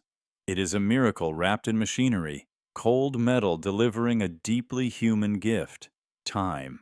As you sit with that image, the street feels different, less empty, less alone. Because now, above the buildings and beyond the horizon, help is already moving, not with sirens, but with silence, not with emotion, but with purpose. And in that strange convergence of urgency and calm, of fear and guidance, the future of emergency care begins not with a hospital, but with a wing beat in the sky. Imagine a room no larger than a closet, humming with the quiet breath of processors. Inside, somewhere within that silence, a model of the universe is unfolding, not a sketch, not a theory, but a full-scale simulation where galaxies spin, stars ignite, and gravity sculpts the dance of time. With enough data, enough memory, enough guidance from AI, the cosmos itself can be rehearsed again and again to see what changes and what always remains. These simulations are not animations. They are governed by physics, fluid dynamics, quantum behavior, dark matter flow. AI adjusts the parameters, running trillions of variations. What if the laws of entropy were slightly different? What if inflation occurred faster? What if a single constant tilted 1 degree?